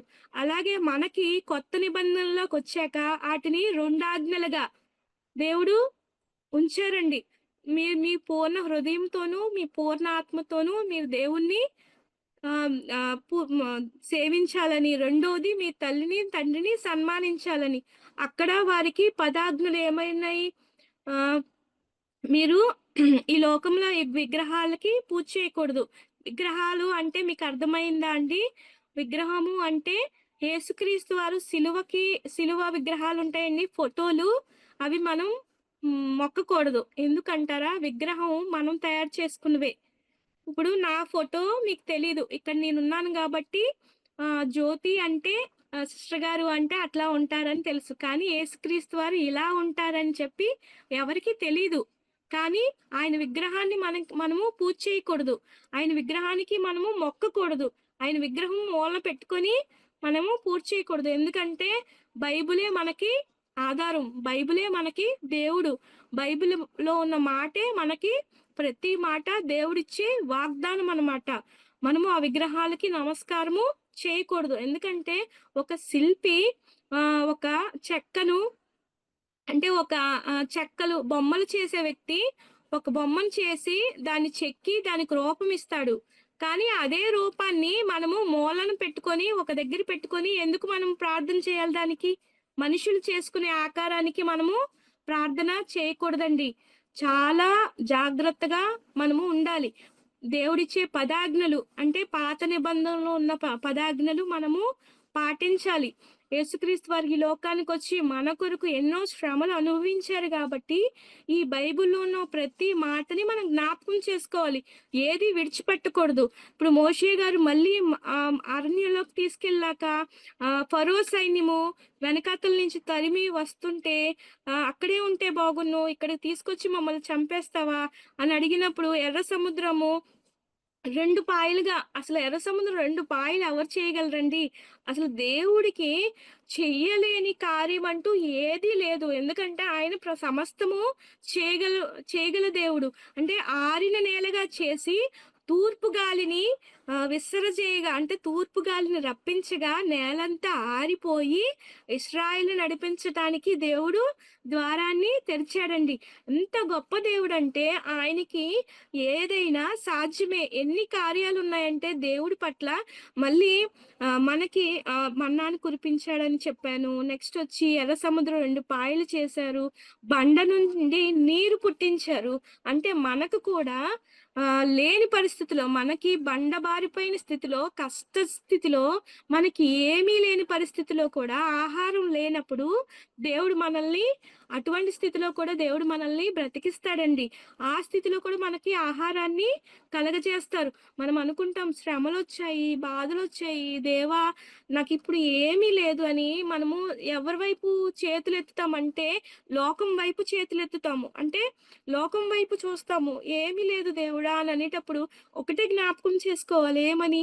ఇశ్రాయేలు నడిపించినప్పుడు బండ నుంచే నీరు దేవుడు తెప్పించాడు అంటే బండ క్రీస్తని మనకి ఆహ్, కొత్త నిబంధనలో రాయబడి ఉందండి.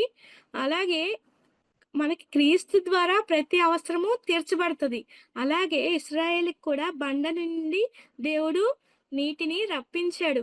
అలాగే మారా వంటి చేదు జీవితాన్ని మధురంగా దేవుడు మార్చగలడు. మన జీవితంలో ఎన్నో చేదైన విషయాలండి. మనకి ఏది రాని స్థితి అంటే మనకు అనారోగ్యము, సమస్యలు, శోధనలు, ఇబ్బందులు, ఇరుకులు, ఒకరోజు తిండి లేక నరకం అనిపిస్తాము. డబ్బులు లేక ఎన్నో సమస్యలు, బాధలు, ఎన్నో బలహీన స్థితులు, ఇతరులు మనల్ని వెలివేస్తారు, ఇతరులు మనల్ని బాధ పెడతారు, ఇతరులు మన మాటల చేత అనేక రకంగా శోధిస్తారు. మీకు అనారోగ్యం తగ్గదా? మీకెప్పుడు శోధనలేనా? మీ దేవుడు మిమ్మల్ని వదిలేసాడా? నా విషయంలో కూడా ఏమన్నారంటే, మీ దేవుడు మీ దగ్గర లేడా? ఎప్పుడు ఏంటి మీ అమ్మాయికి బలహీనత అనేవారు. నేనొక్కటే అన్నాను. ఏమన్నానంటే, నా దేవుడు నా బిడ్డని బ్రతికిస్తాడు. నా దేవుడు నా దేవుడిని స్వస్థపరుస్తాడు అని నేను ప్రార్థన చేసుకున్నాను. నా దేవుడిని కూడా ఏమని అడిగానంటే, అన్యులు నన్ను అడుగుతారు. అప్పుడు నేనేం సమాధానం చెప్పాలి? నీ దేవుడు ఏం చేశాడు అంటే, నేనేం సమాధానం చెప్పాలని ప్రార్థన చేసుకున్నప్పుడు, అమ్మా నేనున్నాను. నీ బిడ్డ విషయంలో నేను సాయం చేస్తానని దేవుడు నాతో మాట్లాడాడు. అలాంటి చేదు పరిస్థితులు అంటే మనకి ఎవ్వరు సహాయం చేయరు. అందరూ చేతులు వదిలేస్తారు. తల్లుండదు, తండ్రుండడు. అప్పుడు ఏమంటారంటే దేవుడు, అమ్మా నేనున్నాను. నిన్ను నేను బ్రతికిస్తానని దేవుడు మాట్లాడతాడండి. ఒక్కసారి దేవునితో మాట్లాడాలి. ఎట్లా అని, దేవా నీ ఒక్క మాట ఇచ్చి నన్ను బ్రతికించవా? నీ ఒక్క మాటతో నన్ను పోషించవా అని దేవుడిని అడగాలండి. దేవుడిని అడగకుండా దేవుడు ఎందుకిస్తాడండి? దేవునికి ప్రార్థన చేయకుండా దేవుడు ఏం సహాయం చేస్తాడు? దేవునికి ప్రార్థన చేసుకుంటేనే దేవుడి దగ్గర నుంచి ప్రతి సమస్య నుంచి విడుదల దయచేస్తాడు దేవుడు. మనం అడగకుండా దేవుడు ఏమీ ఇవ్వడు. మనం అడిగితేనే సమస్తము దేవుడు దయచేస్తాడు. దేవుడిచ్చే కృప చాలా గొప్పదండి. దేవుడు మన పట్లంట చాలా ప్రణాళిక కలిగుంటారంటండి. మీకొక విషయం చెప్తాను. మనం ఏదైనా అడిగినప్పుడు దేవుడు ఇస్తాడంటండి. కానీ ప్రతి దానికి సమయం ఉంటదంట. ఆ సమయం వచ్చినంత వరకు మనము ఎదురు చూడము. ఒక పిల్లవాడు ఏం చేశాడంటే తండ్రి దగ్గరికి వెళ్ళి ఆహ్, ఒక షాప్ దగ్గర నుంచొని నాన్న నాకు చాక్లెట్‌లివ్వు అని అనేటప్పుడు తండ్రి ఏమంటాడంటే తీసుకో అని అంటాడంట. ఆ కుమారుడు ఏం చేశాడంటే నాన్న నేను తీసుకోను. నువ్వే ఇవ్వు నాన్న. నువ్విస్తేనే నాకు కావాలి. నీ చేత్తోనే ఇవ్వు అంటే లేదు లేదు నువ్వు తీసుకో అన్న. తండ్రి ఇచ్చిందాకా తను అక్కడే నుంచొని ప్రార్థన చేసుకొని ఆహ్, ఆహ్, తను ప్రార్థన చేసుకోలేదండి. మనం ప్రార్థన చేసుకోవాలి.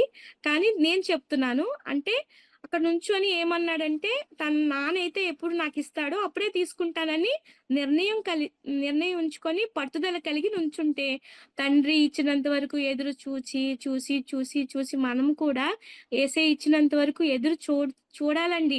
ఎప్పుడైతే ఇస్తాడో, ఎప్పుడైతే మనకు అనుగ్రహిస్తాడో అప్పటి వరకు మనము ఎదురు చూడాలి.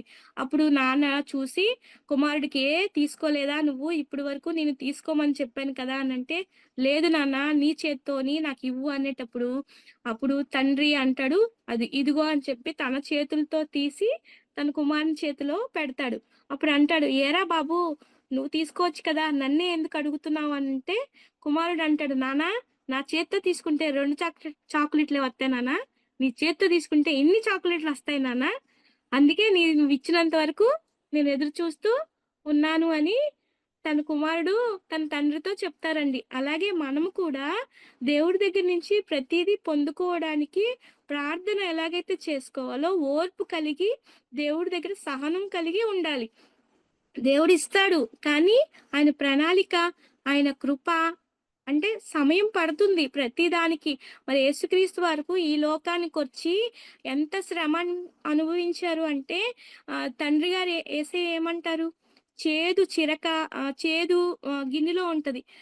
గెత్సేమనే తోటలో దేవుడు ప్రార్థన చేసుకుంటారు. లోక పాపమంతా ఆ గిన్నెలో ఉంటది. దేవుడే దేవుడిని అడుగుతారు తండ్రి నీ చిత్తమైతే ఈ గిన్నె నా దగ్గర నుంచి తొలగించు అనేటప్పుడు తండ్రి అడిగితే దేవుడు ఏం మాట్లాడరు. మాట్లాడకపోతే ఆహా! తండ్రి చిత్తం అనుకోని ఆ లోక పాపమంతా యేసయ్య తాగేస్తారు. తాగగానే మన పాపములన్నీ దేవుడు తీసేశారు. అవునా అండి? హల్లెలూయా! కానీ ఆయన నీ చిత్తమైతే అని ఆయన ప్రణాళిక, ఆయన ప్రార్థన, ఆయన మాట ద్వారా తండ్రి ఎంత విధేయత కలిగి ఉన్నాడో, మనము కూడా యేసుక్రీస్తు వారి దగ్గర అంత విధేయత కలిగి మనం జీవించాలి. మనము జీవించలేనప్పుడు యేసుక్రీస్తు వారు మన ప్రార్థన కూడా ఆలకించరు. ఎప్పుడైతే ఆయనకు కృతజ్ఞత కలిగి ఎలాగా? యేసుక్రీస్తు వారు ఈ లోకానికొచ్చారు. యేసుక్రీస్తు వారు కుంటివారిని నడిపించారు. గుడ్డివారికి చూపిచ్చారు. మూగవారికి మాటిచ్చారు. అలాగే నా కుటుంబాన్ని బ్రతికించారు. అలాగే మీ కుటుంబాల్ని బ్రతికిస్తున్నారు. ఆమేన్. హల్లెలూయా! బ్రతికిస్తున్నారండి. బ్రతికించబట్టే మీరు, నేను బ్రతుకుతున్నాం. ఇప్పుడు ఎంతమంది చనిపోతున్నారు? మా ఆంధ్రాలో చాలా మంది బస్సులు యాక్సిడెంట్‌లయ్యి చాలా మంది చనిపోతున్నారు. కరోనాలో కూడా చాలా మంది చనిపోయారు. కానీ మీరు, నేను బ్రతికే ఉన్నాము. అంటే ఆయన ప్రణాళికలో ఉన్నాం కాబట్టి మనం బ్రతికాము. ఆ కృతజ్ఞత యేసుక్రీస్తు వారికి ఎప్పుడూ చూపించేవారుగా మనముండాలి. ఏదైనా చేయకపోతే దేవుణ్ణి శోధించే వారంగా మనము ఉండకూడదండి. అవునా అండి? నిజమేనా సిస్టర్?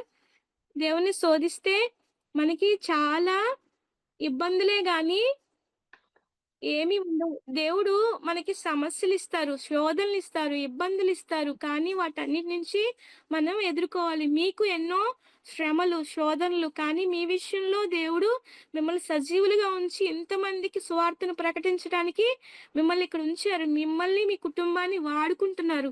మీ జీవితంలో ఎన్ని మేలు చేశారు. అలాగే వీరి జీవితంలో కూడా మీ పట్ల మీరు చేసిన ప్రార్థనల వల్ల వీరిని బ్రతికిస్తున్నారు. అవునా సిస్టర్? హల్లెలూయా! అసలు హల్లెలూయా! దేవుని చిత్తము. వీరికి మీ విషయంలో ఎంత కృప అంటే, వీరికి మీరు జూమ్ మీటింగ్ ద్వారా రోజు దేవుని ప్రణాళిక చొప్పున వీరికి ఎంత కృప అంటే, ఎంత రోజు ప్రార్థన చేస్తున్నారు. ఎంతోమంది సేవకుల చేత వాక్యాన్ని అనుగ్రహిస్తున్నారు. దేవుడి ప్రణాళికలో మీరున్నారు. వారిని కూడా ఉంచారండి. అందుని బట్టి వందనాలు సిస్టర్ అసల. చాలా అండి. అలాగే మీ విషయంలో కూడా సిస్టర్ గారు ప్రతి విషయంలో ప్రార్థన చేస్తున్నారు గాబట్టి, మీరు ఆవిడ చెప్పిన మాటల్ని ప్రతి ఒక్కరు సేవకులు చెప్పిన మాటల్ని మీరు జ్ఞాపకం చేసుకోవాలండి. దేవుడిని మీరు విడిచిపెట్టకూడదు. దేవుడికి యేసుక్రీస్తు వారికి కృతజ్ఞత కలిగి ఉండాలి. యేసుక్రీస్తు వారు ఈ లోకానికి మా కొరకొచ్చారు. మా కొరకు ప్రాణం పెట్టారు. మా కొరకు ఈ లోకంలోకొచ్చి సిలువలో బలియాగం అయ్యారు. ఎవ్వరు మన కొరకు ప్రాణం పెట్టరండి. మన కొరకు ఎవరు చనిపోరు. మన కొరకు ఎవరు త్యాగం చెయ్యరు. మన కొరకు ఏది మనల్ని ఆశించేవారే తప్ప మనకి ప్రాణం పెట్టేవారు ఈ లోకంలో ఎవ్వరు ఉండరు. ఆయనకి ఎప్పుడూ కృతజ్ఞత చెల్లించాలి. అలాగే పరిశుద్ధాత్మ దేవుడితో కూడా మనం మాట్లాడాలి. ఏ విధంగా పరిశుద్ధాత్మ దేవుడా మా తోడుగా ఉండు, మాతో మమ్మల్ని నడిపించు, మా ప్రార్థన ఆలకించు, మాకు జయమివ్వు, మమ్మల్ని నీ కృపలో నీ రాకడ వచ్చినంత వరకు అంటే యేసుక్రీస్తు వారు ఈ లోకానికి నేనొస్తాను, మిమ్మల్ని అందరినీ తీసుకువెళ్తానని చెప్పారండి. అప్పుడు మనం అందరూ సిద్ధపాటు కలిగి ఉండాలి. ఏమి నిష్కళంకము లేని వారంగా అంటే పాపము లేని వారముగా సిద్ధపాటు కలిగి ఎక్కడికక్కడ మనం పాపములు ఒప్పుకొనుచు అంటే మన పాపములు ఏ రోజుకి ఆ రోజు దేవుని సన్నిధిలో ఒప్పుకోవాలి. ఏ విధంగా అయ్యా ఈ రోజు ఏమైనా పాపం చేశానా? ఈ రోజు ఏమైనా ఎవరినైనా బాధ పెట్టానా? ఈరోజు ఎవరినైనా శోధించానా అని క్షమాపణ అడగాలి. ఇతరుల కొరకు ప్రార్థన చేయాలి. మీ గురించి మీరు ప్రార్థన చేసుకోవాలి. అందరి గురించి ప్రార్థన చేయాలి. మన గురించి మనం ప్రార్థన చేసుకునే కన్నా ఇతరుల కొరకు ప్రార్థన చేసేవారి ప్రార్థన దేవుడు వింటారు. మన గురించి మనం ప్రార్థన చేసుకునే కన్నా ఇతరులు చేసే ప్రార్థన చేసేటప్పుడు మన అవసరాలు దేవుడు తీరుస్తాడు. ఇప్పుడు మీరు సమయం ఇచ్చి ఇక్కడ కూర్చుంటున్నారు. కానీ దేవుడు మీరు ఇంత సమయం కేటాయించి ఇక్కడ కూర్చుంటున్నారు అంటే మీరు ఆయనకి ఆ సమయం ఇచ్చారు. ఆ సమయంలో దేవుడు మీ విషయంలో మీకు సమయం ఇస్తారు. ఏ విధంగా అంటే మీ అవసరాలు. ఏ విధంగా మీరేదైనా కావాలని కోరుకున్నప్పుడు నా కుమారులు గాని, నా కుమార్తెలు గాని మీకు ఫస్ట్‌లో చెప్పాను కదండీ! నా కుమారులు, నా కుమార్తెలు అంటే మీరు రాజకుమారులు, రాజకుమార్తెలని దేవుడు సెలవిచ్చారు కదండీ! అటువంటి మిమ్మల్ని దేవుడు అమ్మా నా కుమార్తె, నా కుమారుడు నాకు సమయాన్ని ఇచ్చారని చెప్పి ఏం మాట్లాడతారంటే మీకు సమయాన్ని ఇవ్వడానికి ఎలాగా? మీ ప్రార్థన ఆలకిస్తారు. మీ కుటుంబానికి తోడుగా ఉంటారు. మీ పిల్లల పట్ల ఉంటారు. మీరెక్కడికి వెళ్ళినా మీకు సహాయం చేస్తారు. అబ్బా! ఎంత ప్రేమ చూపిస్తారంటే మిమ్మల్ని ఎవరైనా ప్రేమిస్తారా అండి? మిమ్మల్ని ఎవ్వరూ ప్రేమించరు యేసయ్య తప్ప. ఎందుకంటే తండ్రి ఈ లోకానికి తన కుమారుడిని తన చిత్తము నెరవేర్చటానికి పంపించారు. అలాగే మీరు కూడా యేసుక్రీస్తు వారి చిత్తాన్ని నెరవేర్చటానికి వచ్చారు. మీరు కూడా దేవుని సువార్తను ప్రకటించండి. మీకు దేవుడు చేసిన కార్యాలు ప్రతి ఒక్కరికి వివరించండి. మీ పట్ల కూడా చాలా కార్యాలుంటాయి. యేసుక్రీస్తు వారి అందరి పట్ల చాలా గొప్ప కార్యాలు చేసే ఉన్నారు. ఆ అన్ని కార్యాలు మీరు వివరించాలి. ఇతరులకు సువార్తను ప్రకటించాలి. యేసుక్రీస్తు వారి గురించి చెప్పాలి. ఆయన మనకు ఈ లోకానికి ఎందుకొచ్చారు? ఏ విధంగా వచ్చారు? మమ్మల్ని ఎలా బ్రతికించారు? ఈ స్థితిలో ఎందుకు ఉంచారు అన్నది మీరందరూ ఆయనకి చెప్పే వారంగా ఉండాలండి. ఈ చిన్న మాటలు దేవుడు దీవించును గాక. ఆమేన్. స్తోత్రం నాయనా, స్తోత్రం తండ్రి. పరిశుద్ధుడా దేవా నీకు వందనాలు, స్తుతులు, స్తోత్రములు తండ్రి. ఆశ్చర్యకరుడు, అద్భుతకరుడు, ఆలోచనకర్త, స్తోత్రము, స్తోత్రము, స్తోత్రము నాయనా. పరిశుద్ధాత్మ దేవా నీకు వందనాలు, వందనాలు, వందనాలు, స్తుతులు, స్తోత్రములు ప్రభువా. ఇక్కడ ప్రతి ఒక్కరు నాయనా ప్రభువా నీ సందులో కూర్చుని ఉన్నారు ప్రభువా. నీ కొరకు నాయనా తండ్రి ప్రభువా ప్రార్థిస్తున్నారు ప్రభువా. వారి సమయం నీ కొరకు వెచ్చించి ఉన్నారు నాయనా ప్రభువా. అయ్యా నీ కొరకు వారు నాయనా తండ్రి ప్రభువా ప్రార్థన చేయుచున్నారు ప్రభు. వారి అవసరతలు ఏమై ఉన్నాయో ప్రభువా, వారి సమస్యలు ఏమైతే ఉన్నాయో ప్రభువా, వారు ఏ శోధనలో ఉన్నారో ప్రభువా, ఏ ఇరుకులో ఉన్నారో ప్రభువా, ఏ ఇబ్బందులో ఉన్నారో ప్రభువా, ఆ ఇబ్బందులను యేసు నామములో విడుదల దయచేయండి ప్రభువా. అయ్యా ఈ లోకములోకి మా కొరకు నాయనా తండ్రి ప్రభు మీరు వచ్చి ఉన్నారు ప్రభువా. అయ్యా మా కొరకు రక్తం కార్చారు, ప్రాణము పెట్టారు ప్రభువా. నాయన సిలువలో బలియాగమయ్యారు ప్రభువా. మా కొరకు ప్రాణం పెట్టిన దేవుడు నీకు వందనాలు, స్తుతులు, స్తోత్రములు నాయనా. అయ్యా ఎవరు మమ్మల్ని ప్రేమించకపోయినా ప్రభువా నువ్వు ప్రేమిస్తున్నావు నాయనా.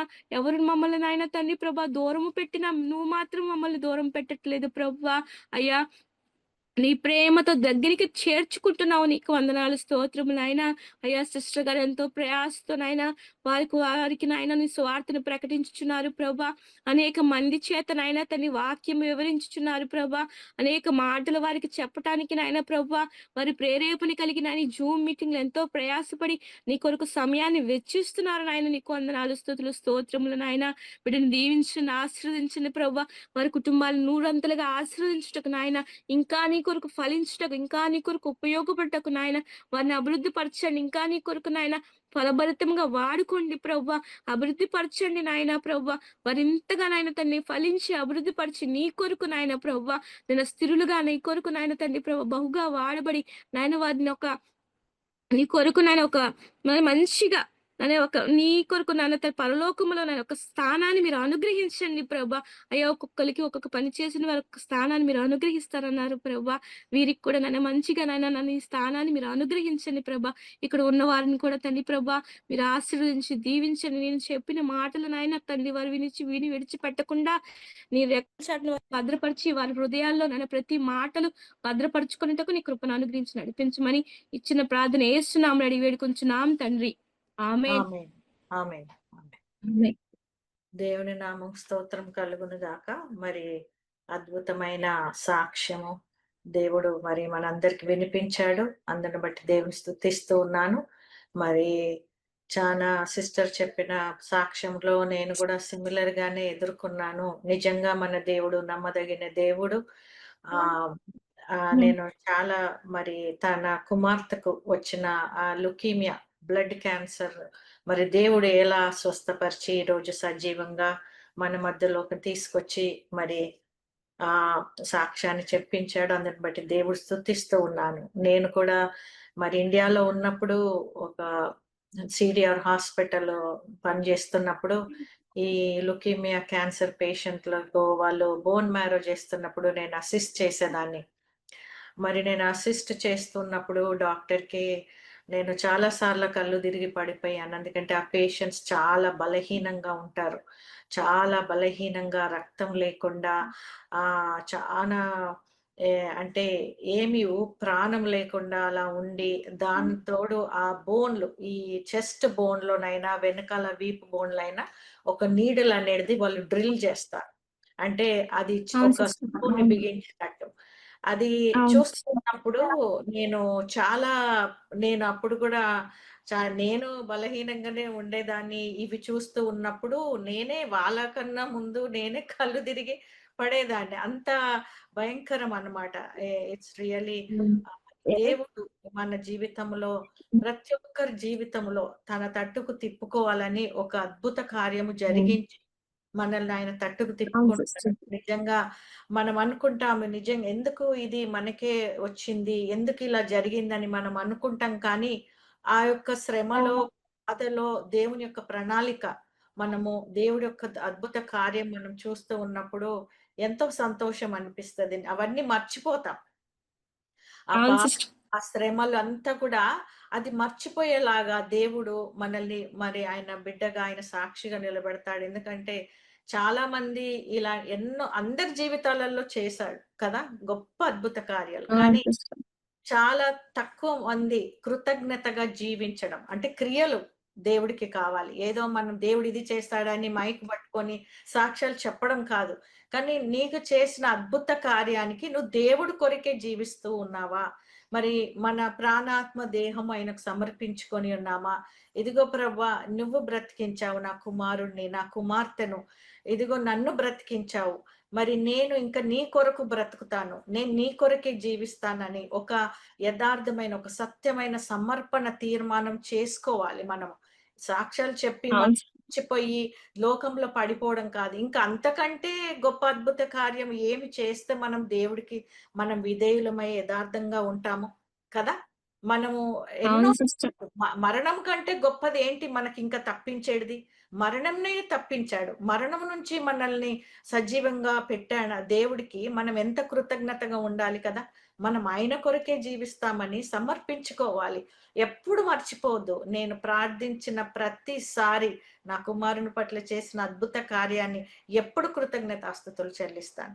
నేను ఆయన కొరకే ఈ పరిచర్య గూడా మరి నేను నా సాక్ష్యం కూడా మీరందరూ విని ఉన్నారు. మరి ఈ పరిచర్య కూడా దేవుడు ఎలా ఇచ్చాడు? నన్ను ఏ రీతిగా ఆయన తట్టు తిప్పుకున్నాడు? ఇది నిజంగా నేను ఒక బలహీనురాలిని. మరి నేనెక్కువ మాట్లాడలేను మనుషుల ముందు. చానా పిరికిదాన్ని. మరి ఎందుకు పనికిరాని దానను, బలహీనురాలను, అసలు మాట్లాడడం నాకు తెలీదు, బైబుల్ తెలీదు, ప్రార్థన నేను పుట్టుక క్రైస్తవురాలినే కానీ, మరి దేవుడు నన్ను ఈరోజు ఇలా నిలవబెట్టాడు. ఒక పరిచర్య ఇచ్చి, ఇప్పటికి 200 పాస్టర్‌ని ఇన్వైట్ చేయడము, ఇదంతా దేవుడి యొక్క ప్రణాళిక అన్నమాట. అంటే ఎందుకు శిష్యులను కూడా దేనికి అంటే విద్య లేని పామరులను ఎన్నుకున్నాడు. లోకంలో వారికి అవును. ఆత్మీయత లేదు. ఏ అధికారం లేదు. వాళ్ళెవరో తెలీదు. కానీ అలాంటి వాళ్ళనే దేవుడు వెళ్లి పిలుచుకున్నాడు కదా!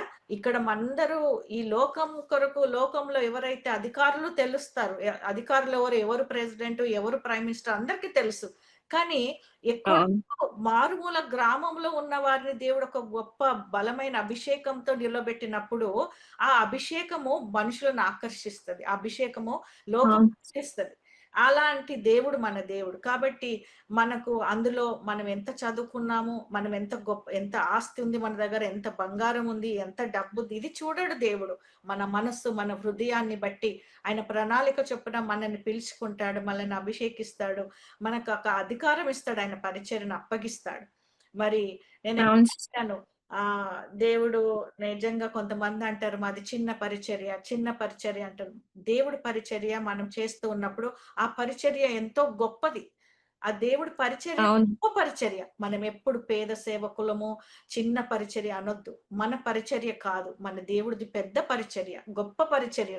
ఆ పరిచర్యలో ఆమేన్. ఎన్నుకున్నాడు. మనకొక అధికారం ఇచ్చి, ఆయన పని మనకు అప్పగించాడు.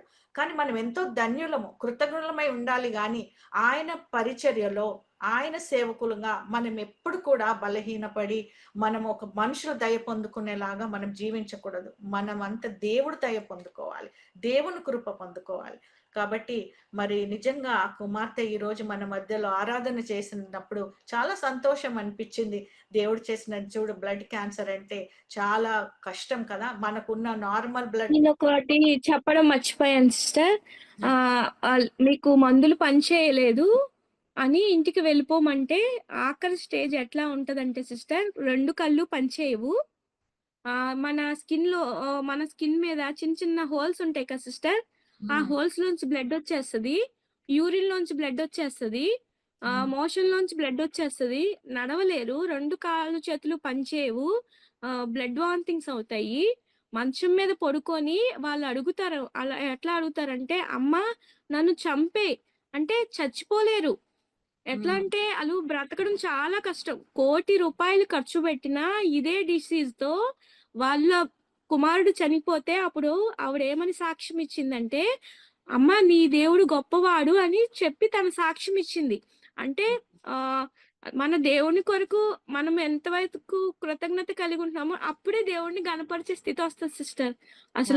ఆ స్టేజ్‌లో చంపేయమంటారంట. హ్మ్. ఎందుకంటే ఈ ప్రాబ్లమ్ నాకెట్లా తెలిసిందంటే తనతో ఉన్నోళ్ళు వాళ్ళందరూ చనిపోయారు కదా! హ్మ్. చనిపోయినప్పుడు ఒక ఆవిడ నాకు కాల్ చేసి ఏమన్నదంటే, "జ్యోతి ఆ పాపకి ఏం పెడుతున్నావు?" అని అడిగినప్పుడు, "నేనేమి పెట్టలేదు. ప్రార్థన మాత్రమే పెడుతున్నాను. ప్రార్థన మాత్రమే చేస్తున్నాను. నువ్వు ప్రార్థన చేసుకో" అని చెప్పాను సిస్టర్. అవును. 10,00,000 అన్నారు. 10,00,000 అవ్వలేదు. 10 రక్తం ప్యాకెట్లన్నారు. 10 రక్తం ప్యాకెట్లు అవ్వలేదు. రెండే అయ్యాయి. ఆహ్, చాలా ఎంత దేవుని కృపంటే, అసల ట్రీట్‌మెంట్ అవుతుందని కూడా తెలియకుండా దేవుడు నా బిడ్డని బ్రతికించారు. అంటే అందరూ చచ్చిపోతున్నారు. 10,00,000 కావాలి బోన్ మేరో ట్రాన్స్‌ప్లాంటేషన్‌కి. అప్పుడు అడిగినప్పుడు డాక్టర్ గారు ఏమన్నారంటే, "ఆ బోన్ మేరో ట్రాన్స్‌ప్లాంటేషన్ కూడా అవసరం లేదమ్మా! నీ బిడ్డ బ్రతికేసింది. పో" అన్నారండి. హ్మ్. అది. డాక్టర్ కూడా చాలా ఆశ్చర్యం. ఎందుకంటే క్యాన్సర్ కూడా బ్రతుకుతారా అని నిన్నే ఒక ఆవిడ అంది. బ్రతకరు అని. అవును. చాలా హ్మ్. అద్భుతమైన సాక్ష్యము మరి. దేవుడు నిజంగా ఆయన చేసిన అద్భుత కార్యాన్ని మనం క్షణ క్షణము జ్ఞాపకం చేసుకొని ఉంటే, క్షణ అవును. క్షణము మన మనసు ఆయనను ఆనుకొని ఉంటది. క్షణ క్షణము మనం ఆయనతో ఉంటాము. ఆయనతో సహవాసం చేస్తాము. ఎప్పుడు కూడా అవును మనం సిస్టర్. చేసిన అద్భుత కార్యాలను ఎప్పుడు మర్చిపోవద్దు. ఆయనకు కృతజ్ఞులమై ఉండాలి. కదా! ఎన్ని చేశాడసలు మన జీవితంలో. ఈరోజు మనం సజీవంగా ఉండడం కూడా ఒక అద్భుత కార్యమే కదా! మనము ఈ నే నేను నేను ప్రార్థన చేశాను. ప్రారంభ ప్రార్థన, విజ్ఞాపన ప్రార్థనలో. మనం అడగట్లేదు ఆయుష్‌ని పెంచు ప్రవ్వా మేమింకా బ్రతకాలని. కానీ దేవుడు మనం ఆయుష్ కొరకు మనం ఉపవాసం ఉండట్లేదు, ప్రార్థన చేయట్లేదు. కానీ దేవుడు మన ఆయుష్‌ని పొడిగిస్తున్నాడు. మనం ఏ విషయాలైతే వెలిగిస్తున్నాడు. ప్రార్థన చేయలేదో ఆ మనం అడిగిన దానికన్నా ఎక్కువ ఇచ్చే దేవుడు. మనం ఆరాధించే దేవుడు కదా! మరి చాలా భయంకరమైన సిట్యుయేషన్ మరి నిజంగా ఒక క్యాన్సర్ పేషెంట్‌ని తను చూసుకోవాలన్నా ఎన్నో మెంటల్‌గా, ఫిజికల్‌గా చాలా ఎంతో డ్రైన్ అయిపోతారు. అసలు ఆ హ్మ్. పరిస్థితిలో దేవుడే ధైర్యం ఇస్తాడు. దేవుడే ఆరోగ్యం ఇస్తాడు చూడడానికి. నిన్న గూడా నాకు అమ్మ లేదు సిస్టర్. నాన్న రాలేదు. ఎవరూ లేరు. నేను ఎలాగైతే ఎంత నరకం అనుభవించానంటే ట్రైన్‌లో రిజర్వేషన్ లేదు. కడుపుతో వెళ్ళినప్పుడు గుద్దేసేవారు. ఆ ప నా దగ్గర 10,000 ఉన్నా సరే, ఆ 10,000 ఖర్చు పెడితే మందులకి అయిపోతాయని రూ. 5 అన్నం కిందనిస్తే, ఆ రూ. 5 అన్నానికి ఎగ్గబడేవాళ్ళం సిస్టర్. కానీ దేవుడు ఒక్కటే నేర్పించాడు. ఎంతైతే ఖర్చు పెట్టేదాన్నో ఆహ్, అక్కడ దేవుడిని తెలుసుకున్నాక ఒక్కటే ఏమనుకున్నానంటే, నాది దగ్గర దేవుడు ఏదైతే ఇచ్చాడో దానితోనే పరచబడాలి అని, వేరే దాని కొరకు నేను ఆలోచించకూడదని. అలాగే అంతవరకు అవ్వకుండా, నా దగ్గర అప్పుల పాలవ్వకుండా, అన్ని లక్షలు ఖర్చవ్వకుండా జ్ఞానమిచ్చి నన్ను ట్రీట్మెంట్ విషయంలో నడిపించారు సిస్టర్. అసలు నాకు జ్ఞానం రాదు, వంట రాదు, ఇంట్లో పని చేత కాదు, నాన్నతో తిరగడం బాగా అలవాటు, ఇల్లు చక్కబెట్టుకోవడం రాదు. నాకు మైండ్ అన్న నోరు కూడా రఫ్ అండ్ టఫ్ అనమాట. ఎవరైనా ఏదైనా అంటే, "ఏంట్రా" అంటే, "ఏంట్రా" అంటే రౌడీజం అనమాట. మాట తీరు కూడా రాదు. నన్నెవ్వరు ప్రేమించేవారు కాదు. కానీ దేవుడు నన్ను ఒక ప్రేమించే వ్యక్తిగా, ఒకళ్ళని డాక్టర్‌గా ఎలా వైద్యం చేసుకోవాలో, ఎలా వంట చేసుకోవాలో అట్లా చేశారు సిస్టర్. అలా కూడా దేవుడు చేయగలరు. హ్మ్.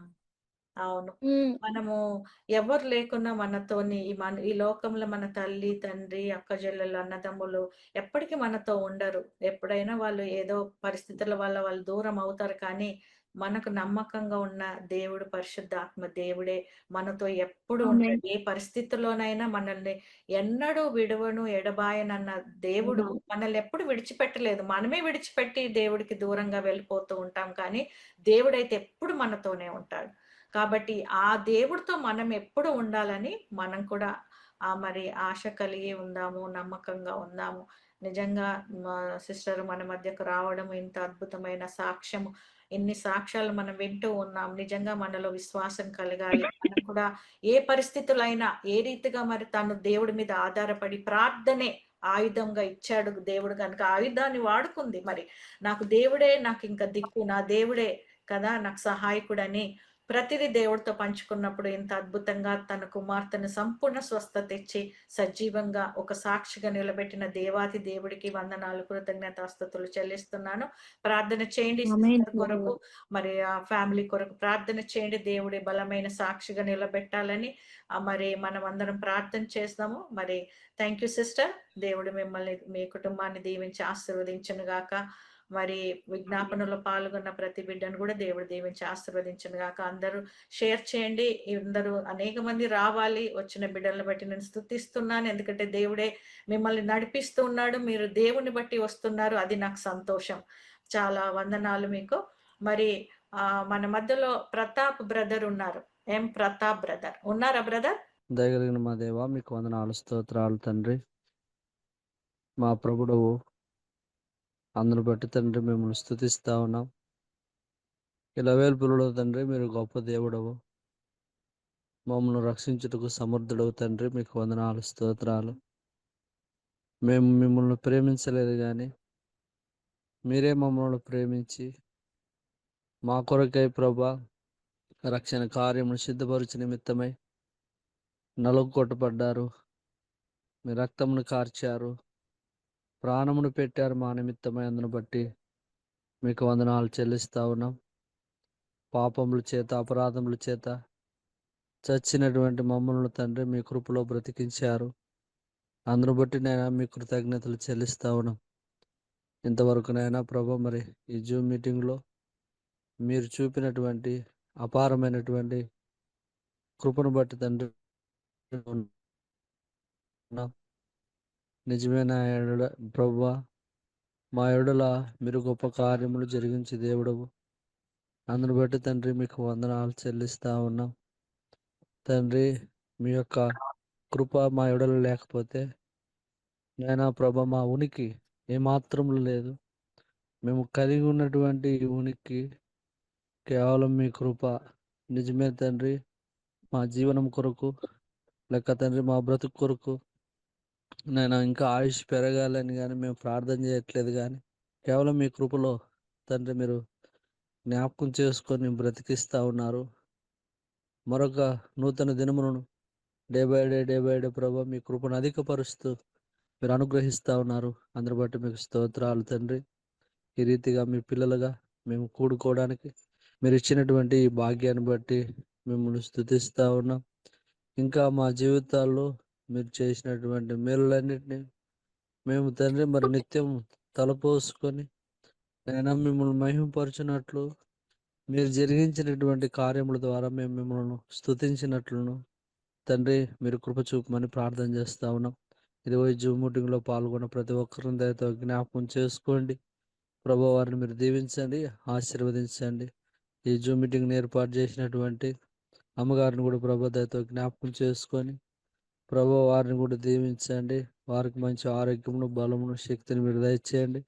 జూమ్ మీటింగ్లో పాల్గొన్న ప్రతి ఒక్కరి కుటుంబాలు తండ్రి, వారి అవసరతలు, వారి అక్కర్లు మీరు తీర్చండి. అపవాది కుతంత్రుల నుండి ప్రభు మీరు దూరపరిచి మీ రక్షణ కంచెని వేసి భద్రపరచమని దయగలిగిన దేవా మీకు స్తోత్రములు చెల్లిస్తూ మీ అపారమైనటువంటి కృపకు చేరువచ్చిన ప్రతి ఒక్కరిని అప్పచెప్తూ తండ్రి, రేపు దినాన్ని పునరుత్థాన దినం నాయన మేమంతా నీ సన్నిధానంలో ఉండి ప్రభు మేము ఆనందించినట్లు మీరే కృప చూపమని మరొక్కసారి తండ్రి మా యెడల మీ కృపను అధికపరిచి మేలు చేయమని ప్రార్థన చేస్తూ మీ కొరకై బల నమ్మకమైనటువంటి వారిగా మేము బ్రతికి మీ ఎదుటనైనా బల నమ్మకమైన వారిగా నమ్మకమైన కుమారుడు కుమార్తెలుగా మేము ఉండినట్లు మీరు కృప చూపమని మీరు ఇచ్చినటువంటి శ్రేష్ట సమయాన్ని బట్టి మీకు వందనాలు చెల్లిస్తూ యేసునామములో ప్రార్థిస్తున్నాము తండ్రి. ఆమేన్. ఆమేన్. ఆమేన్. తండ్రి అయిన దేవుని ప్రేమ, కుమారుడైనటువంటి యేసుక్రీస్తు కృప, పరిశుద్ధాత్మ నిన్న సహవాసము చేరవచ్చిన మనకును ఈరోజు లీడింగ్ చేసిన వారికి అలాగనే సాక్ష్యం చెప్పినటువంటి సహోదరికి వారి కుటుంబానికి దేవుడు సదాకాలం తోడైండును గాక. Amen. Amen. Thank you brother. Praise lord అండి అందరికి. Praise the lord. ఈ బ్రదర్ కూడా మరి వెల్కమ్. పరిచర్య చేస్తూ ఉంటారు. ప్రైజ్. సువార్తలు వెళ్ళి ప్రార్థన చేయండి. అనేక మందిని దేవుడు నడిపిస్తూ ఉన్నాడు. Thank you brother. Thank you so much. మరి మీ అందరికి కూడా మరి ఒకసారి ప్రత్యేక వందనాలు. మరి ఈ మీటింగ్ ఇంతటితో ముగించబడుతుందండి. మరి we will end this meeting right now.